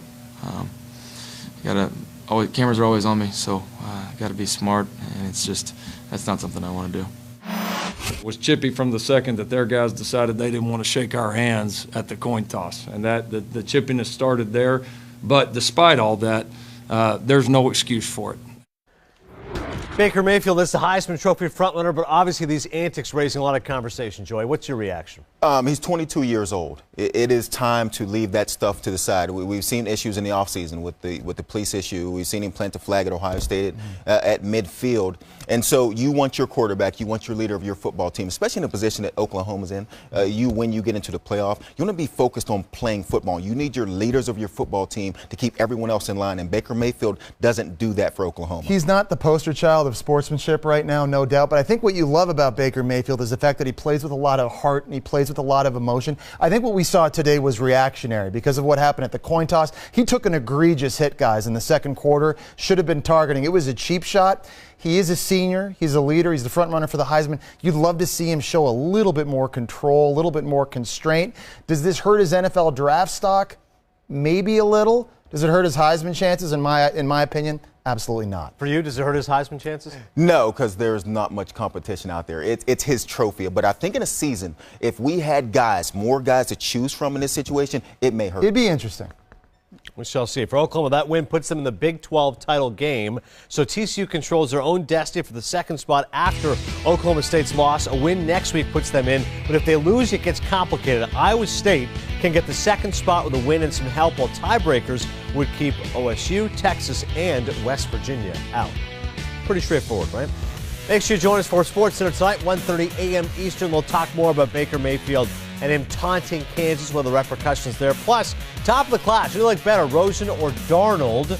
Update you on that game, USC, UCLA, and the Heisman Encore. Lamar Jackson, better this year. Joey's been saying he should be getting some more pub. All that more coming up on Sports Center tonight, 1:30 a.m. Eastern. Your championship pedigree speaks volumes. Anybody can lose to anybody on a week-to-week basis. What if your time is running out? The College Football Playoff Top 25 Ranking Show, Tuesday at 7 on ESPN, presented by Capital One. Battle of Los Angeles on ABC. Updating you on UCLA and USC, that's Ronald Jones. Ronald Jones has been on absolute fire in recent weeks for this USC offense. USC regains the lead. And UCLA's rush defense is porous. Alabama and Mercer, Jalen Hurts to Josh Jacobs. Easy walk in the park for Alabama today against Mercer. You knew they had to run the ball. Hopefully they get a little healthier on defense. Got a big game against Auburn next week. Mercer got $600K to play the game. Good for them. It's a win for all concerned. Louisiana Monroe and Auburn. Garrett Smith intercepted for a touchdown. Nick Ruffin returned. Fantastic job on defense here for the interception. Kerryon Johnson had another big day at running back for Auburn. He needs to get in the Heisman discussion, guys. Cannot wait for the Iron Bowl next week. It'll determine who goes on to play Georgia in the SEC championship game. 42-14, the Tigers roll Georgia and Kentucky. More SEC Fourth quarter, Nick Chubb, 55-yard touchdown. Georgia having to bounce back from a tough loss to Auburn last week. They were physical. They ran the ball the way you expect to see Georgia and Nick Chubb run the football today. Georgia wins at 42-13 the final. This halftime report is presented by Mercedes-Benz, the best or nothing.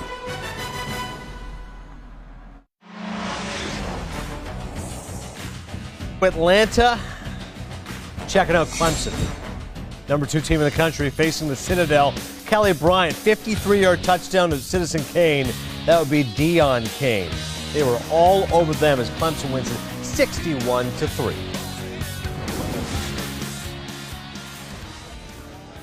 This halftime report is presented by Mercedes-Benz, the best or nothing. Welcome back to ESPN College Football presented by Hampton Hilton. You're watching the SEC on ESPN. We knew at some point the heavy rain was going to arrive. It has arrived, to say the least. LSU with a 7-point lead over Tennessee. We think we're ready for the start of the second half. We're up here somewhere, but it is a sideways monsoon of a rainstorm here at Neyland Stadium. On top of that, about half of the lights that ring the top of the stadium went out while we were away just before we came back. I'm looking up at the lights now. They don't seem to be coming back on. This is an amazing scene, and on top of that, both teams ran out of the tunnel like they were about to play the second half of the Super Bowl. I think the players are ready to take on the elements. You love this. I mean, watching Ed Orgeron in the tunnel, right, and talking to Allison here, this is what you live for. You're like a kid again. And I know these are young men. These aren't yet professional football players, but this brings you back to when you're 7, 8, 9 years old, when your pads didn't fit you. All those little kids we saw in the hotel today, Bob, playing their Little League football playoff games. Man, this is exactly what it's like for these guys. Love it.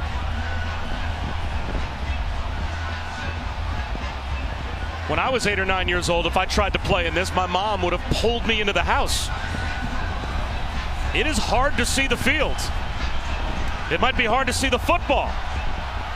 We're going to play some football as the second half is underway. And the ball is somewhere in all of that. And it's loose back inside the 10-yard line, back to the 5. Callaway tries to cover it up. And I think he caught it at about the 3-yard line.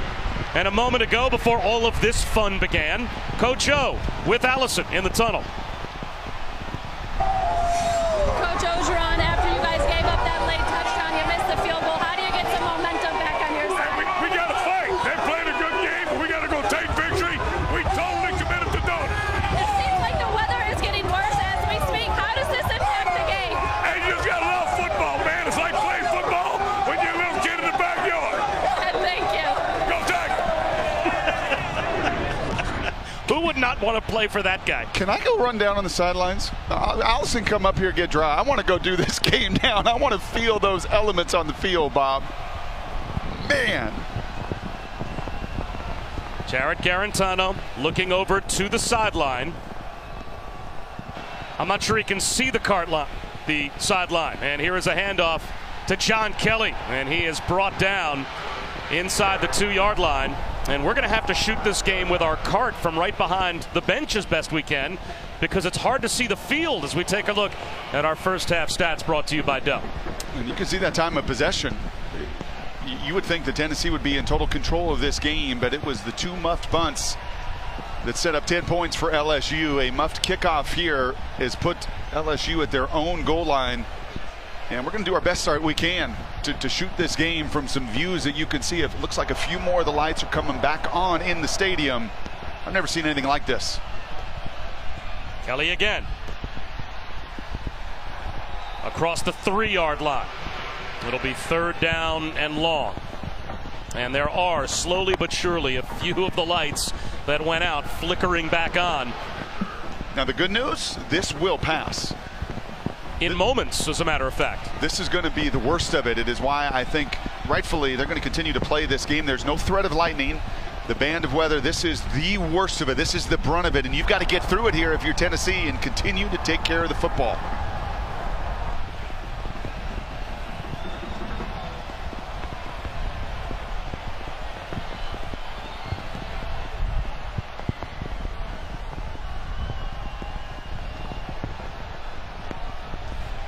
A lot of movement, flags down at the snap. And this is going to be a false start, looks like, against Tennessee. False start on the offense. After this is the What did he say? Sounded like the guy that comes over the speaker in the New York City subway system. He said something. He said the right side of the offensive line where that play was going to try to be run, try to get off the ball so it doesn't end up in the end zone. 3rd down and 11.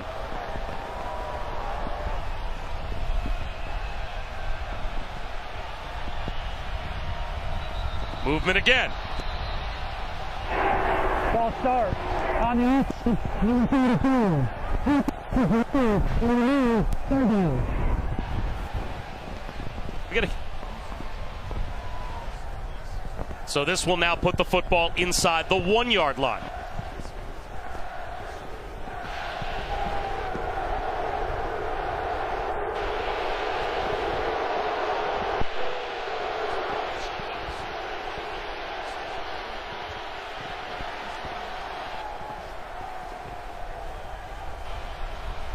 QB sneak. Play clock down to 5, and that's exactly what Tennessee does as Jarrett Garantano just tries to buy some real estate for the punt crew. Yeah, watch this. You've seen this at the British Open, right? Watch the ball here. I think that's what this felt like. It felt like the British Open in the worst of elements. Look at the defenders. I didn't do it. I promise you I didn't kick the ball. It is just the elements, and it is lightening up. I think that was the absolute worst of it, and that was an adventure. Well, Trevor Daniel might have an adventure trying to kick the ball from the end zone, just handling the snap. Well done. And he boots it to about midfield, and it will take a Tennessee hop and spin right to the 50-yard line. A 47-yard punt, but great field position for LSU. Their first opportunity with the football here in the 3rd quarter at the 50. I'll tell you what, that's the guy I want to play for. No doubt. In these elements, former D-line coach, head coach, he is the emotional leader. He's the heartbeat of this team. And that is when they went into halftime. I'm sure he was told, hey, this is what's coming here in the second half. And you could hear his Tigers in that tunnel, right, as they were getting amped up and ready to go, and actually favored them tremendously to kick off and get a chance to play defense and set up now this field position.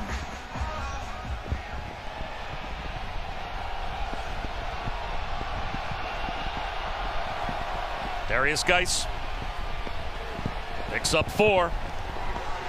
And when we said the worst of the rain may now be past us, don't think it stopped raining. It is still a monsoon here in Knoxville. And this field is going to turn into a swamp. Oh, there's Allison. And now Allison has returned to the game. I thought I was going to get blown away there in the tunnel with Coach O. My goodness, I don't think I've ever seen it come down like that with that kind of wind. I mean, it's letting up a little bit, but not much. Geis again. About 3 yards shy of the first down. And Allison, how much fun was it talking to Coach O in the tunnel with all those players whooping it up right behind you? It was awesome. It was such a cool feeling because you could feel that energy that starts to build up as they're getting ready to run out. And you know him, his energy is so infectious. He's all smiles. He's ready to go out. And the rain is just pelting them all in the face and they're feeding off it. It was a pretty cool moment. Well, now 3rd down and 3, closer to 3rd down and 4 for the LSU offense. Taking over at the 50-yard line. They don't want to spoil the great field position. Big chance for the Tennessee defense to get a stop. Etling on a cutback. He's got the first down. You've seen more commitment to that tonight, and that is a reflection of what Tennessee is doing defensively. They are going to sell out.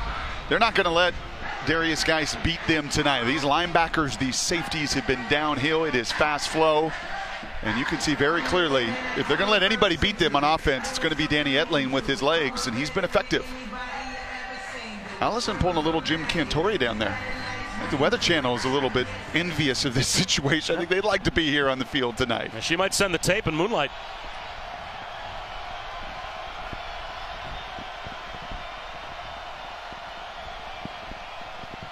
Geis again. This time breaks a tackle. Stays on his feet, has an LSU first down, and gets pushed hard out of bounds. Here you go, man. This is what you were built for. And look at him. He just loves. He's the Energizer Bunny anyway. And he is constant. He's feeling better. You can see it. Just his health. The bounce is coming back. Look at him. Yeah, this is like when I was 10, 11 years old. Down there in Louisiana. They know some rain down there as well. This should be no thing, and he should feel this as this game goes on. It's going to be the run game that's going to determine it.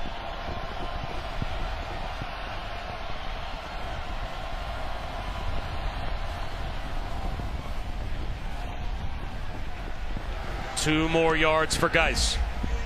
Darius Geis gets to 71 total yards rushing tonight and scores a touchdown. He would join Leonard Fournette, Kevin Falk, Dalton Hilliard, and Charles Alexander as the only players in LSU history to have 1,000 yards and 10 or more touchdowns in back-to-back seasons. And he is almost assuredly going to get to the 1,000-yard mark tonight. Will he score a touchdown? We'll find out. And if you ever want to take a shot here, look at the commitment, and everybody's selling out to stop that run. Instead, they'll play the jet sweep. Darrell Williams tries to turn the corner, breaks a tackle, stays in bounds, and he's got another LSU first down. And that really is their shot making. Right? It is what they have done all season. Their receivers do not get a lot of touches outside. This is how they try to do it and influence it. And you break one tackle. And we saw it earlier today as he got out. You bust one tackle, you make the big play. Now that defense almost feels like 62-stack monster. If Bob Shoop is sitting up here next to us, the Tennessee coaches, just look at the commitment. You have one guy that is 6 yards deep. Here goes Geis up the middle. He is tough to bring down, powers his way inside the 10 to the 9-yard line for a gain of between 5 and 6 yards.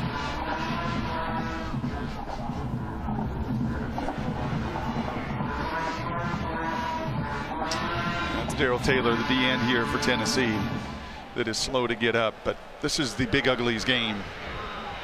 I mean, this second half is built for your offensive line. It is built for that commitment to the run. It is built for the very DNA of this LSU team as Darrell tries to get right for Tennessee.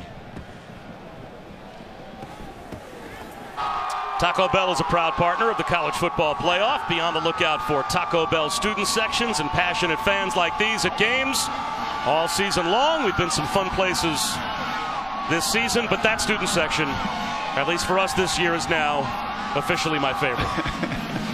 And they were down there partying in the monsoon, and it is still raining, but not nearly as hard as it was earlier. Now the lights are all back on here in Knoxville.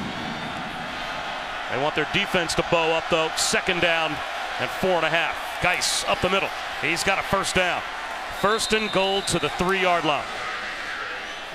And when he gets ahead of steam, and that's the difference here with some of the productivity from Darius in the second half. That first half, you saw the commitment of Tennessee in the penetration that really stopped him at the point of attack. And a different story here to begin the second half, and I'm sure there was a little bit of a tongue lashing at halftime that, hey, we've got to get our MVP going, our best player going, and just give him the opportunity to get ahead of steam. Geis up the middle for the touchdown.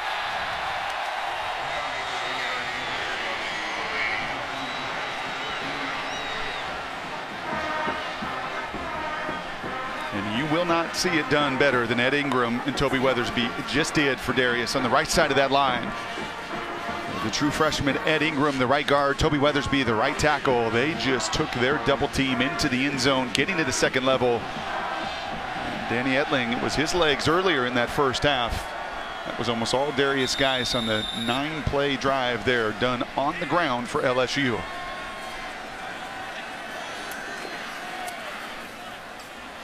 That's a missed extra point.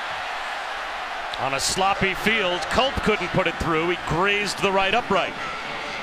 So it's still a 13-point lead for the Tigers.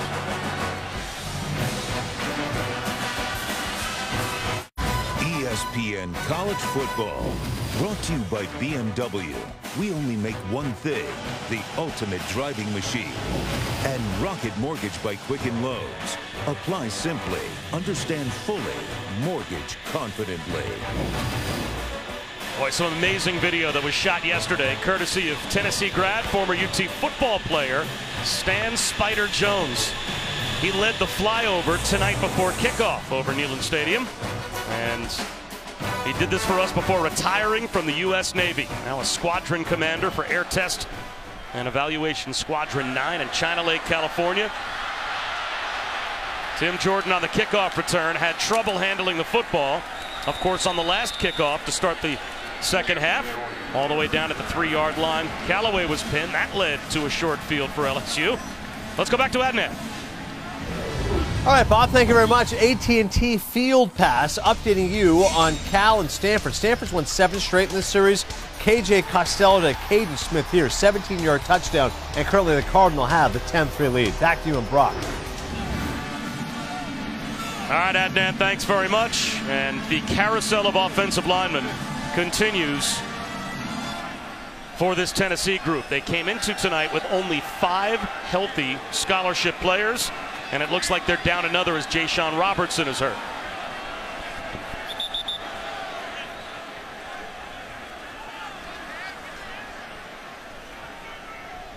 Yeah, and that's going to move Ryan Johnson now into center. That is a 3rd center used here just in the last 2 weeks.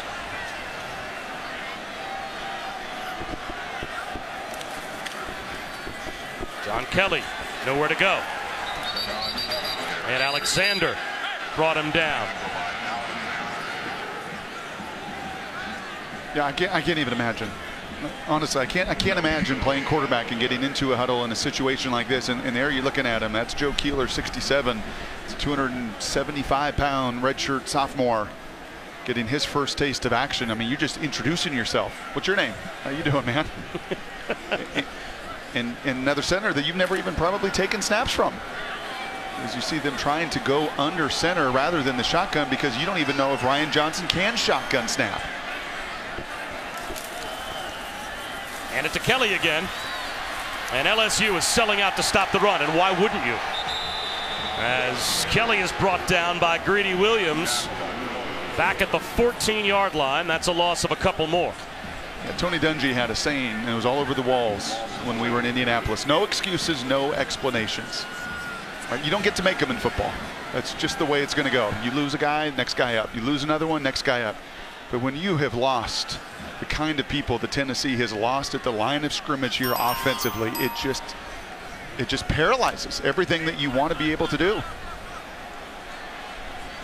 John Kelly now 21 carries for 28 yards. No answers in the run game.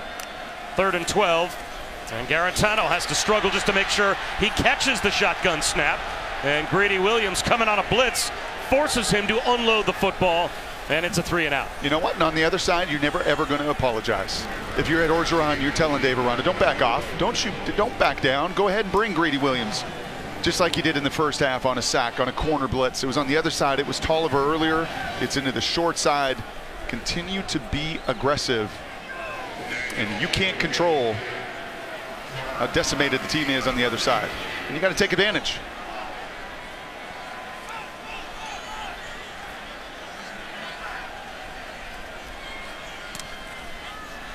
Line drive kick over the head of Chark. Sideways hop, but well done by Trevor Daniel. Close to the LSU 30-yard line with 5.5 minutes to go in the 3rd.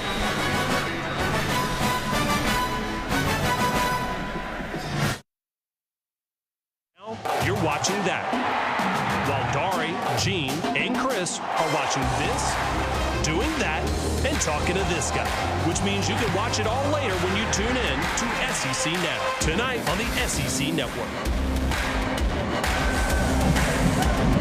Back in Knoxville, where the half began with high winds and heavy rain, that front has seemed to move through. The rain has stopped, but the temperatures are dropping. And on the LSU sideline, they're making some adjustments. The equipment staff very busy.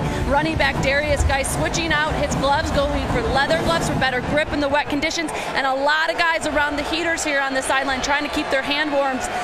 They're also handing out hand warmers for the guys to use on the field.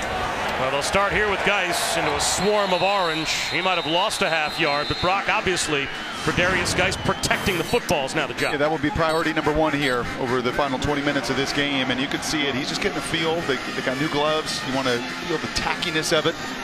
Make sure you work that high and tight, that ball security, because you know Tennessee on the other side, they've watched this offense struggle. They know how beat up they are. I would expect them to rip, claw, tear, do everything they can do on that side of the ball to try to give their offense field position. Nice again. It'll be 3rd down and long. Babashusin, Brock Ewert, and Allison Williams here in Knoxville. Inside of 5 minutes to go in the 3rd. 2-touchdown lead for LSU. And now we have another injured Volunteer. And not only right now might the Tennessee defense be losing a player, they have already lost another offensive lineman. That's Jonathan Kongbo, who's down. We, in the midst of all of the weather craziness here in Knoxville, have lost a couple of cameras. 4:44 to go in the 3rd. We'll step aside for just a moment.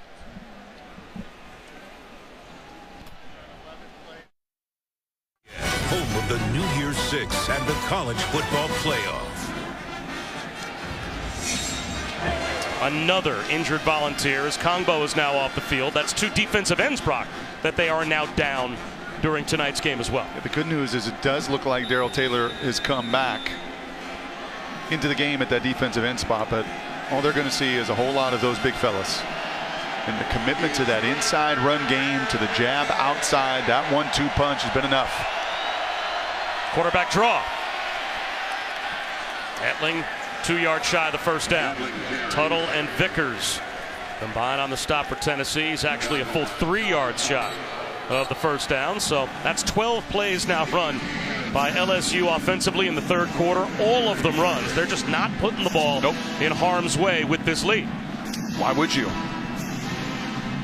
We talked to the offensive coordinator, Matt Canada, and he joked about how he takes criticism for being too conservative, but if they hold on to this lead, they will have won 5 of their last 6 in the SEC.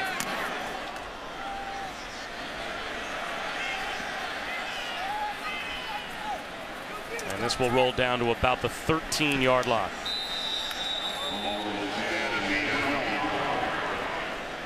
Actually marked down at the 12. It's a 51-yard punt. Week 11, Monday Night Football. Matt Ryan and the 5-4 Falcons take on Russell Wilson and the 6-3 Seahawks. Monday Night Countdown kicks off our coverage at 6 Eastern on ESPN. But Brock Ewert, the team you know as well as anyone, the Seattle Seahawks, what do they have left on the back end of their defense going up against Matt Ryan? Yeah, not a lot, but they got number 3. In fact, 82% of the offense. He's their leading rusher, and no player in the Super Bowl era has ever accounted for 82% of the offensive production. That's what number 3 does for Seattle, and he'll be counted on even more. John Kelly up the middle and gets a push across the 20. Special teams we knew was going to be a big part of tonight's game, and look what it has done to field position for both of these teams. Yeah, to set the table. It set the table for LSU, and a whole lot of their points have been on those short fields. And it's been an uphill battle in every single way. And I have a sense Mr. Callaway, before this night is done, is going to have a couple more go routes thrown his way.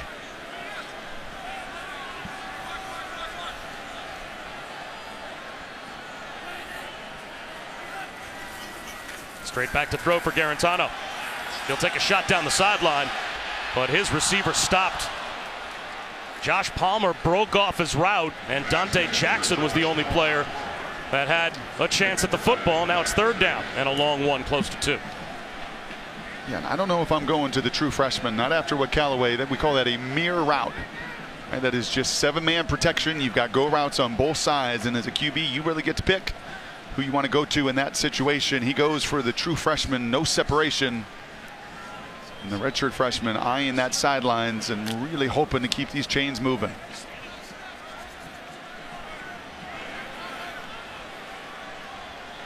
Play clock down to 5. Garantano out of the pocket. Dives forward, close to the 1st down. Rashard Lawrence brought him down. Where will they spot the football? Boy, very close. And it looks like he might be just a bit short.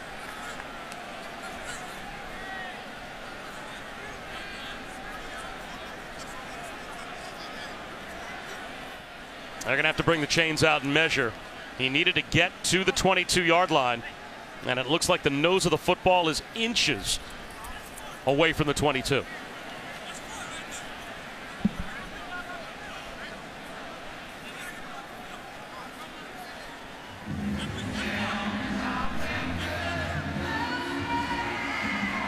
Wow.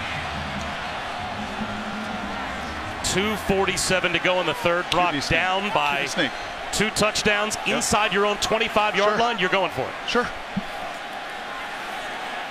Interim head coach, 0-6 in the league. Why not? Now there's a little danger here. You've got a new center that has already been a challenge on a few of the snaps, even securing if it is to be a quarterback sneak. That Ryan Johnson there, number 70, moved from right guard to left guard to center, and you can secure that first and foremost.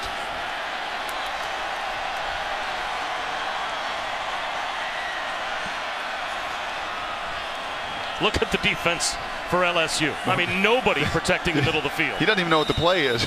He was looking at it. Don't worry about it. And it may just be a hard count here, trying to get all those bodies to move. There's the quarterback sneak. Extra effort. He might have lost yardage. Behind a makeshift offensive line, they try and sneak it inside their own 25-yard line. And it looks like Tennessee has come up short.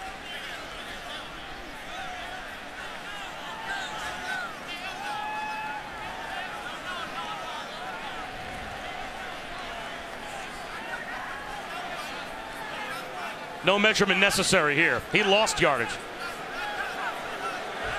And it was big, number 99. If the offensive line on the other side is built for moments like this, so is Greg Gilmore. Low man win, and you're taking on a new center, and you can see the line of scrimmage changes. He and his buddy Lawrence right next to him, they get underneath, and they don't just get underneath. I mean, they are down there digging, and they are driving that line of scrimmage back, and there was nowhere for Garantano to go. When Greg Gilmore wants to train during the offseason, he gets together with Frank Herron, and those two this past summer would take Greg Gilmore's truck and push it up and down the alley next to the LSU training facility. Yeah, that was the Walter Jones. That is old school. Yeah, Walter Jones method back in the day. How about this shift? Unbalanced to the left. Play action instead to the right for Etling. An easy flip into the right flat to Darrell Williams. Well-designed play, and it's 1st and goal at the 6. Master of deception. That is so much of what LSU loves to do there in that pre-snap routine, and they've been really good tendency-wise. Running to the right, running to the left, off that unbalanced. And that time I've been calling for that play-action pass. And they've done it with the jet sweep. At that time, the more conventional method, and another big play for LSU. And now it's Geist that lines up as the H-back, and instead it's Williams that takes the handoff. He's into the end zone again for another LSU touchdown.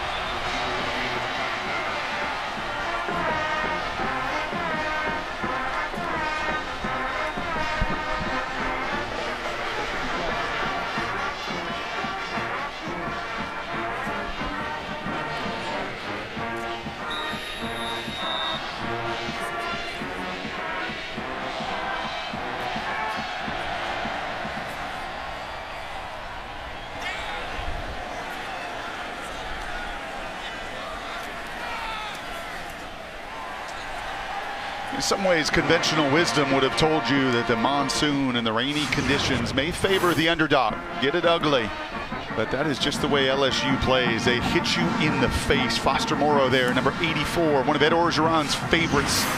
Really, in his estimation, exemplifies the toughness of the program. Paved the way for Darrell Williams, another guy that if you want to see who's the face of this program, there's no doubt the Geist is the best. He's the energizer. He's the choreographer.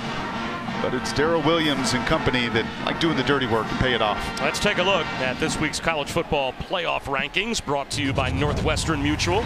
How this may change as we head to another reveal on Tuesday night. But Oklahoma, Miami, Clemson, Alabama, much of course, the SEC and the top 25 on a cupcake weekend.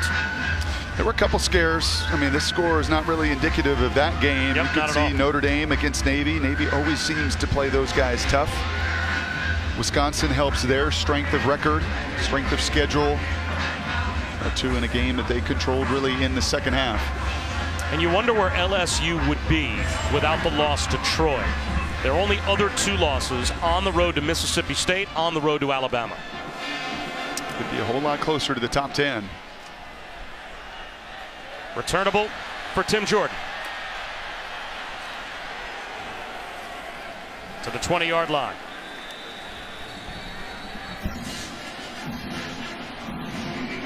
Kick off your Week 11 Sunday NFL Countdown at 10 a.m. Eastern tomorrow on ESPN.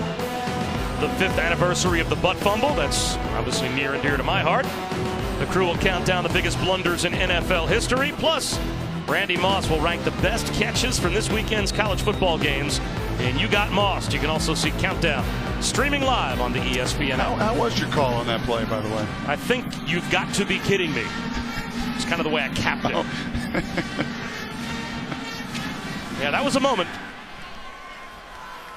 Mark Sanchez and Brandon Moore joined forever, so to speak.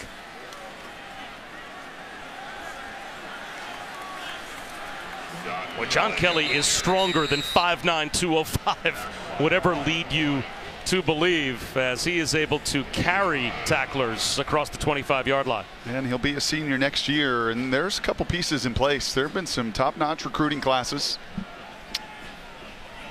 that Butch Jones brought here to Knoxville. John is a fire plug. He is a ball of energy, but it is just so, and I've said this once, I've said it 100 times tonight, it is so difficult to do anything, to implement any kind of game plan if you just can't really even function here at the line of scrimmage, which has been so much of this season for Tennessee.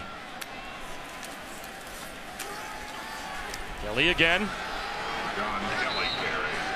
Maybe a yard and a half. Ed Alexander made the stop. Now, it's a minute to go in the third quarter. You're down by 3 scores. At some point, just for the sake of not playing in a phone booth, do you not have to allow Garantano to throw the football more than 5 yards past the line of scrimmage? Yeah, and I think you're looking at quick game, right? At that point, all we have really seen were 2 go routes and then screen passes. That really is the majority of what you have been able to handle here offensively tonight. Yeah, but at some point, Callaway's got to get involved in something other than just a pure go route. But look at this. I mean, this is smart. This is exactly what you do. Give them no free access and make them earn everything.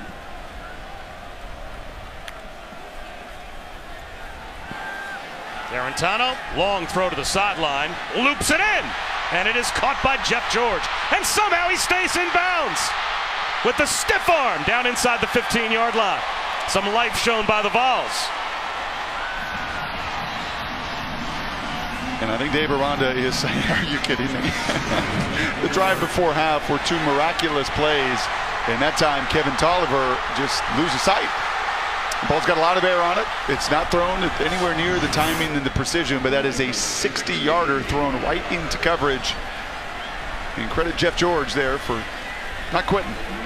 And that will take us to the fourth quarter, where Tennessee will try and make it a 2-score game again, as they will have it inside the LSU 15-yard line when we come back.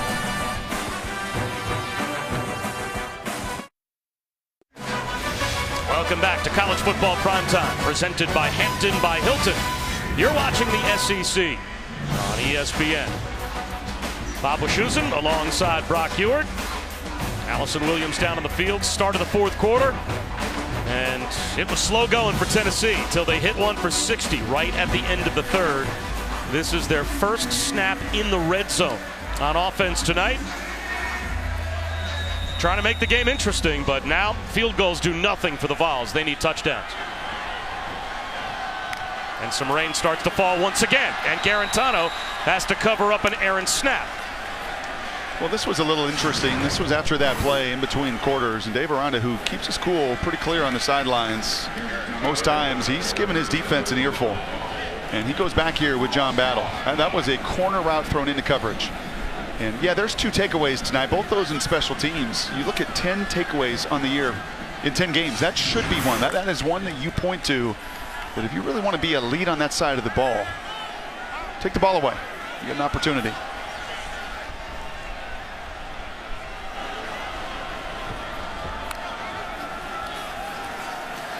Garantano is going to look for the end zone.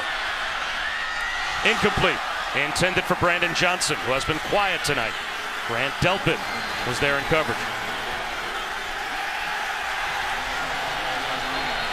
Flag thrown.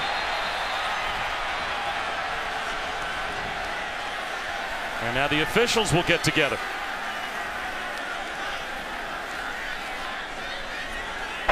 Jackson was there trying to help as well. Over, unsportsmanlike conduct on the defense, number 1. Half the distance to the goal. Automatic, first down. And Dante saying, I was just waving at that Taco Bell fan club down there that were giving me the business. I wasn't taunting the player.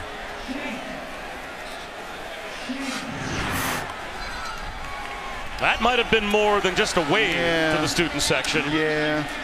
That might have been a salute that Ed Orgeron is not going to appreciate. And they're going to leave Dante Jackson on the field.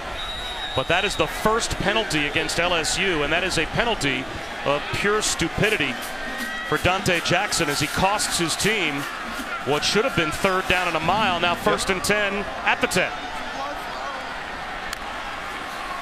Bobbled snap once again. Maintaining his composure, Garantano bullets one to the sideline and off the chest plate of Callaway. And Callaway's hurt. He gets up, can't put any weight on the right ankle. That kid, like so many of these, has just been banged up and hurt all season long. He missed last week's game because of an ankle injury. He was questionable even tonight and was able to gut it out.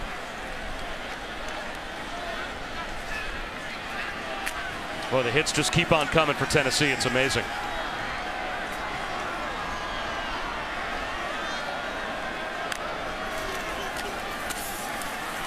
Kelly up the middle. Now it will be 3rd down, and it looks as if the Vols can get a first down at about the half-yard line, but for all intent and purposes, it's 3rd down and goal. Referenced all the statistical struggles from this season, and you can add this area of the field with it as well. Just situationally, there's nothing to hang your hat on all season. And really, even like the last 2 snaps, it doesn't look like much, but it just discombobulates the entire timing rhythm of the play if you can't even secure that initially.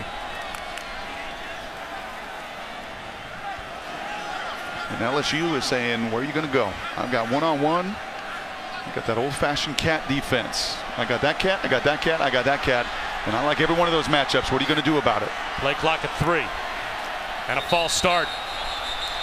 So it goes from bad to worse. False start on the offense, number 73 and 77. 5-yard penalty, 3rd down. And that is 1,000%, and the faithful that are here are booing, but that is 1,000% about a new center.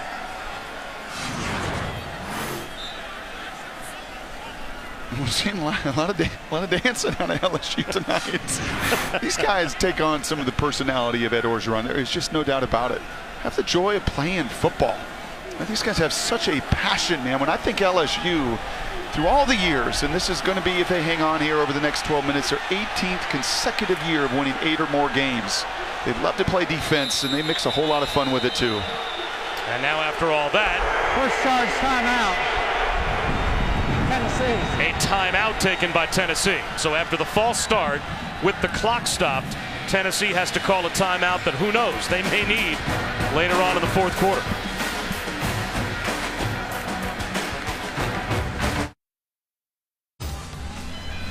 That Mizzou team hung 50 on Tennessee in a win last week as well.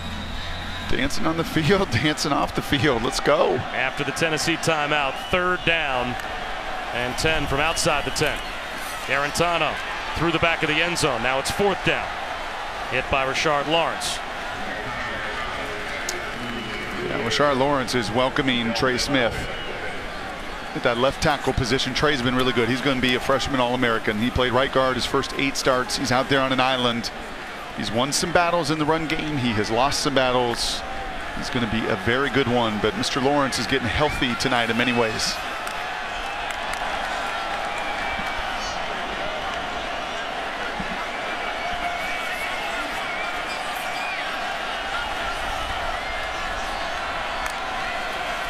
Four-man rush. Tennessee, of course, has to go for it. Shot through the back of the end zone from Garantano. Incomplete. And the Vols will turn it over on downs. So LSU with the football and a 20-point lead. They have survived the elements. And so far, at least, have survived a Tennessee team that came out tonight with a lot of passion. But that passion is not only matched, but exceeded when Ed Orgeron is the coach on the other sideline. Yeah, I mean, you just saw that at halftime, right? He is at the front of the line. The rain and the wind is pelting him in the face, and he just says, bring it on. Let's go. And in some ways, isn't that LSU season? I mean, they got hit in the face. You lose to Troy. You lose your streak of all these wins versus non-conference teams, and it would have been easy to just tuck tail, you know, if you didn't have the grit and the toughness. And he pointed to that game and really the overcoming that adversity for just the makeup of this crew. And they like to fight. And it's not very often, you know, when I ask these coaches, and you get tired of it, rightfully so. You get tired when I ask them who's just the toughest guy, right? You get in the octagon in the middle of this stadium, who's it going to be? It's going to be this guy. And it's not many times. I think you even said, Bob, that's the first tight end.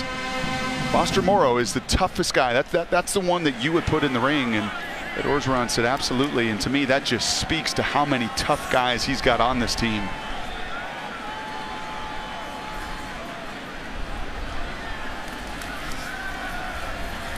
Geis breaks a tackle, and he finds his way to the 25-yard line. That is good for a first down. Time for our all-state, all-hands-in play. And everybody getting involved in the run game today for LSU, a group that's been committed to it all season. 70% run. That was Big Darrell Williams. That was on the jet sweep. There's Geis in the middle. And there's Darrell doing his thing once again. They come at you in a lot of different ways, right? All the pre-snap movement and actions, and then post-snap, really good balance inside and outside. And because they come at you like a steamroller, another injury. Man. That's Daniel Batuli, the Sam linebacker, down for Tennessee. So, boy, it does not seem like you go 5 to 7 plays for the Vols without some player shaken up and coming off the field. And it looks like they're working on the right leg of Batuli. We'll step aside while they do. ESPN College Football is presented by Hampton by Hilton. Book a room today and follow your team all the way. And in part by Ford, going further so you can. When we went out on campus yesterday to see if we could find some Vol students to take selfies, it was a much better day yesterday than it was today, because a lot of those same students tonight sat through a monsoon in the student section, and they have also watched the Vols continue to struggle offensively, and LSU has done what they do. They have been true to their character, and they have dominated the line of scrimmage tonight. Keep it on the ground with Darius Geis here. 3.5 yards. All right, do you guys have a pen ready? We'll go through some injuries here for Tennessee, because there's a few of them. Houston Kongbo not able to go back out there. They're saying that he is probable, but they continue to kind of work on him. I'm watching him here on the sideline. Looks like he's going to maybe try and give it a go as he grabs his helmet. Now, Reginald McKenzie, lower body injury. He is unlikely to return. And I will let you know, Marquez Callaway on the offensive side of the ball in the locker room, an ankle injury, the same ankle that kept him out of last week. So it does not seem like he'll be back. And I'll get you something on Batuli as soon as I can. It's a long list, Allison. Try to keep up with it as best you can. Chark in motion. Etling on a rollout to Geis in the flat. He's got a first down.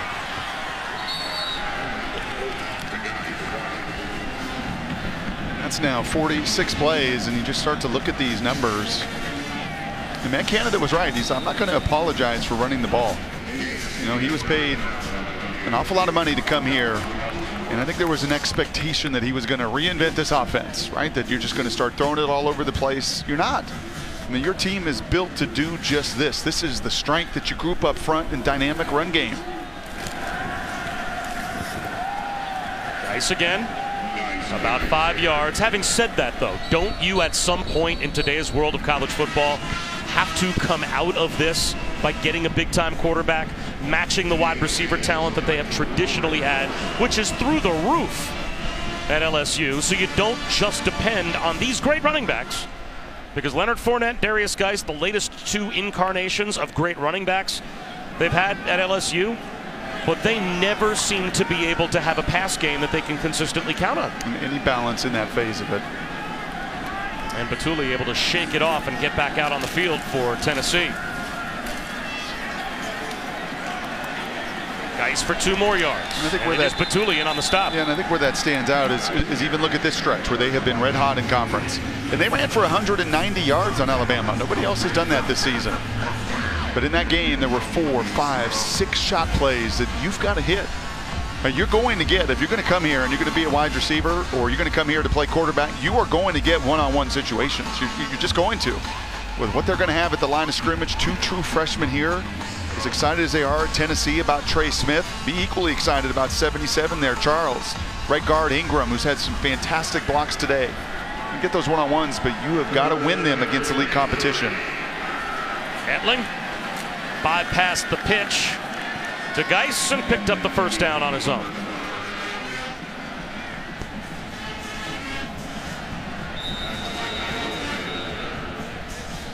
And I think the exciting thing here too is every one of these LSU O-linemen, they come back. KJ Malone has been battling some injury. He's been out the last 4 weeks. That's opened up the door for 77 Charles. We saw him in warm-up. He was the big guy that ran by me. And what did you say? Look at those calves. Yeah, they were bigger than my thighs. That's saying something. I'm not skinny. Geis inside the 40. Puts a move on, but loses his footing. Almost juked out Nigel Warrior. Plenty good enough for another LSU first down. And looks like Brock Ewart after he gets done on the range. That is ugly. And guess where they ran behind? Big calves. They ran right behind old Sadiq Charles and the rest of the crew. And that also has just jumped off the film. We had LSU week 1. And, you know, as they've evolved this season, as all that grass comes underneath and comes out, as they've evolved, what I have seen is just an unbelievable commitment from every receiver on this team. You know that the tight ends like to block. We already pointed to the toughness of Morrow. But watch these guys block. Everybody gets involved. Geis again. Keeps driving his legs inside the 35 to about the 33-yard line. And remember, Tuesday night on ESPN, the exclusive reveal of the next college football playoff top 25 rankings at 7 Eastern. Reese and the guys with coach's reaction, the live interview with committee chairman Kirby Hokut. We will see who is in the top 4 and, even more importantly, who's at 5, 6, and 7. Will there be any changes? It's also streaming live on the ESPN app. Wouldn't expect too many changes after the entire top 10 won today.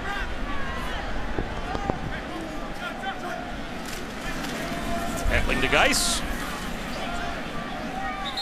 A gain of 2.5.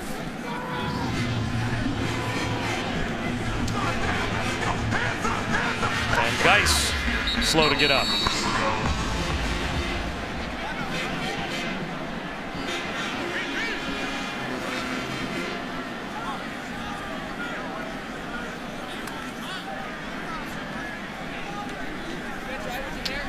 I think you're getting to the point here, and I think even on this drive where I'm sure there were some folks saying, okay, maybe a couple more carries and get Darius out of this game, and let's hope that he can get up and walk this off.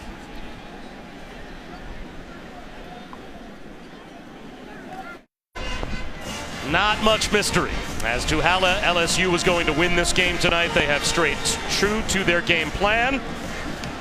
There's still a few folks having fun here at Neyland Stadium. Not as much fun as trying to tackle Darius Geis, who, by the way, it looks like just had the wind knocked out of him as he landed on the football, went over to the sideline. If you're a worried LSU fan about your star running back, he seems to be fine. But that might be the end of the day or evening for Darius Geis. Darrell Williams takes over at tailback. 3rd down.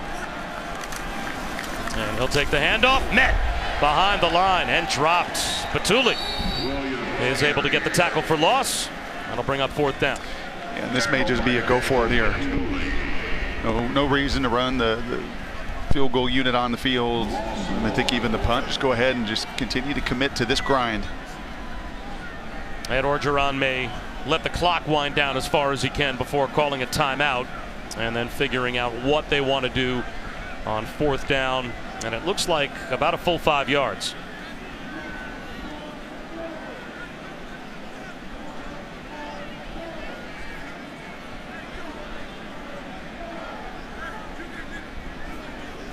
And there's the timeout.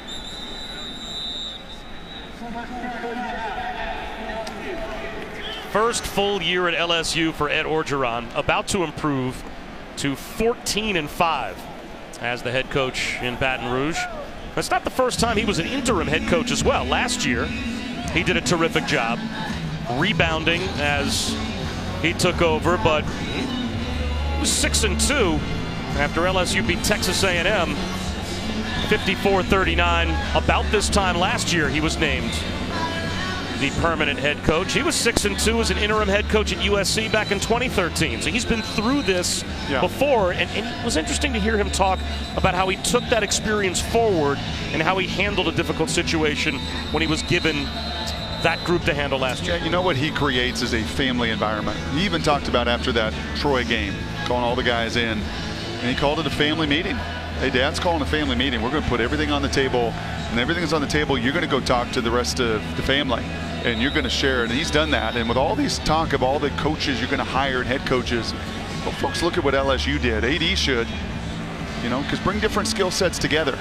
Ed Orgeron is the leader of this thing, and then you got the brains behind it with Matt Canada, Dave Aranda, guys that he really allows to just bring incredible football 101 and X's and O's to the table. After the timeout, they will go for it on 4th down. Etling to throw. And he's going to put one up for grabs for Chark. Tries to adjust. There's the flag. Dragged down by Shaq Wiggins. And look at him hobbling. He's got a cast on his left hand. I mean, this is as walking wounded as any football team I have seen. Pass interference. Defense, number 6. 15-yard penalty. Automatic first down.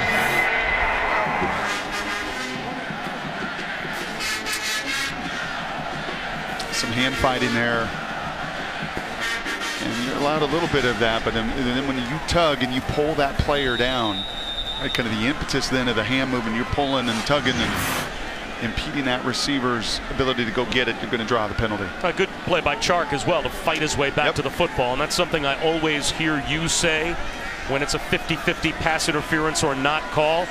It's kind of on the receiver to fight his way to the football and earn the flag. And Geis back in. Up the middle. And it looks like he got past the line of scrimmage for a yard. Yeah, and I don't think that's just me. Tom Blackledge said the same thing. I think any old quarterback that's up in a booth now with a headset on says the same thing. Because when you know when you let that ball go, and Ed Orgeron knows it from the defensive side, you're signing that check as a quarterback. And Todd made the point today, Jeff Thomas, the true freshman receiver for Miami on an underthrown ball, just stopped. He didn't go back and fight for it, and it's your ball or nobody's ball.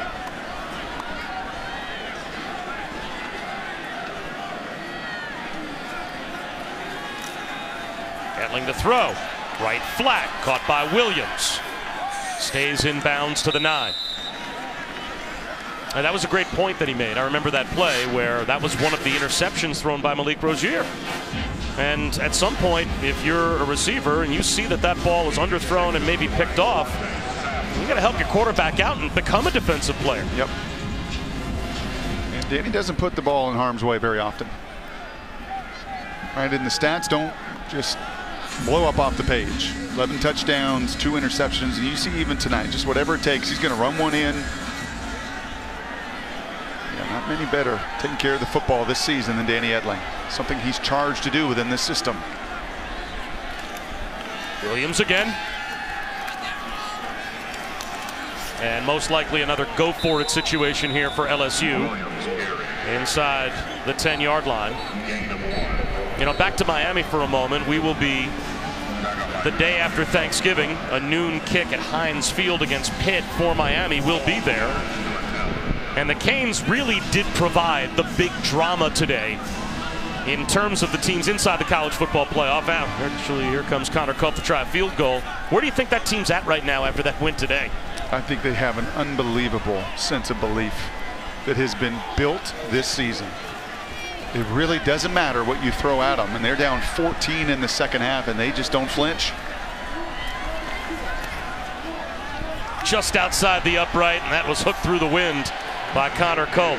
So he can't add 3 more. 3.5 minutes to go here in Knoxville.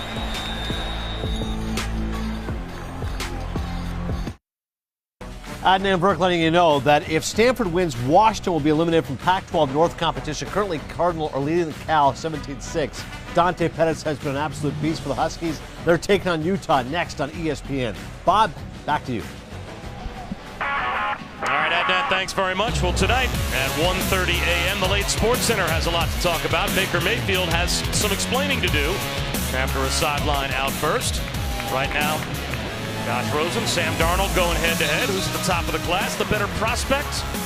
And is it a Heisman encore for Lamar Jackson turning it on at the end of the season? All that and more coming up on Sports Center. How about that decision that someone at the top of the NFL draft is going to have to make between those two quarterbacks? Where would you go? Well, it's a one-score game in LA right now, and guess what? Sam Darnold, another interception. He has just given the ball away so often this season. Less of late, as Jared Garantano will hand one off on a straight ahead to Carlin Filsaime. I mean, we saw Rosen earlier, and as far as a pure passer, if you just like a pitcher, like if you just want to evaluate the pitches and what he's got in the toolbox, he is, I think, a more pure, gifted passer. Sam Darnold's been an incredible winner there at USC, though.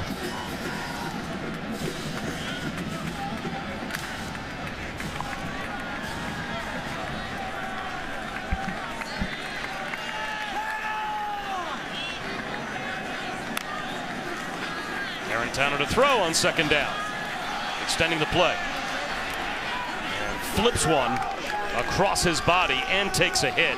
Len Logan may have deflected that ball. It will be third down with 2:46 to go. They are still bouncing around, aren't they? Now they play with a joy.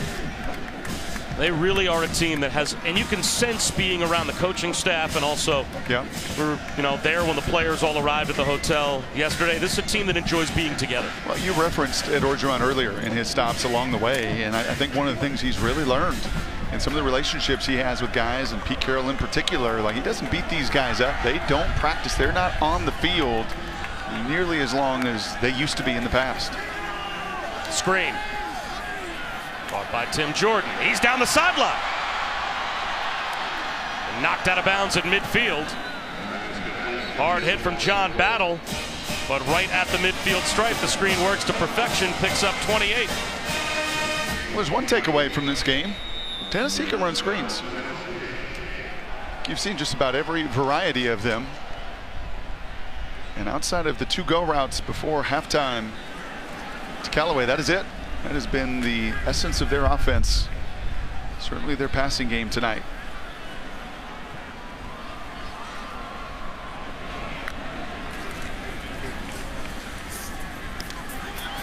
Making the catch on the dive is Brandon Johnson. Well, I feel old too. Brandon Johnson's father, Charles, a 12-year catcher in the big leagues with 7 different teams. Originally came up with the Marlins. Part of a World Series championship team. I remember his call-up. I was working in Miami when his dad got called up, and he was called up. He was a young man. That's when you know you're getting old. Second down and 3.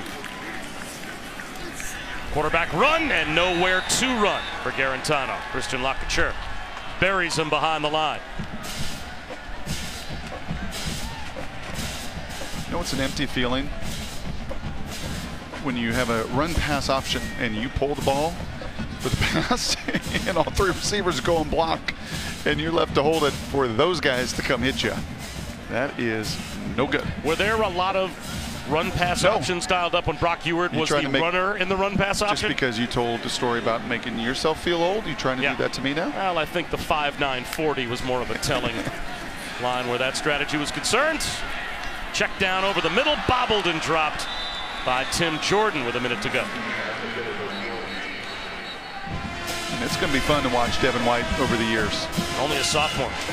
Yeah, of any of these defenders over the course of this season, just in watching tape and getting ready for this one and seeing LSU, at the beginning of the year versus just watching their body of work this season, I don't think anybody grew their game more than Devin. And just his explosion is unique. It is different. LSU has always produced will linebackers like him that just can run, flat out go. He continues to add further discipline, eye discipline, play in and play out. He'll be an all-conference player. Running if back he's not in already. high school. That was converted to linebacker. Here he comes on the blitz. Down goes Garantano on 4th down, so that will turn it over on downs, and LSU can go to victory formation with under a minute to go. So this will now, for LSU, since that loss to Troy, be 5 wins in 6 tries in the conference. They will close things out at Death Valley against Texas A&M next weekend. Then obviously whatever bowl game they get sent to gives them a chance for a 10-win season in the first year under Ed Orgeron as the head coach for the entire season. And for Brady Hoke, he really wanted to get these seniors here at Tennessee an opportunity to go to another bowl game. And that is just not going to happen, and the search is on. I thought Herbie made an excellent point on game day this morning. That early signing period is going to change the dynamic. Right, for the first time, you have an early signing period at the end of December, and for all these administrators and athletic directors across the country, as they try to get their program set, you need your coach in place. You need it in a hurry. Well, you sparked a little controversy, or at least some headlines here, when you had John Gruden on your talk show in Seattle, and he just threw out an Enjoy Rocky Top. Yeah. And that somehow sparked the interest of a former grad assistant back in the day here at Tennessee. Could they ever convince John Gruden to come be the head coach and leave the Monday Night Football booth? But there are right now, you'd have to think, a lot of candidates and a lot of ways they could go. And there's a lot of jobs, and in this conference in particular.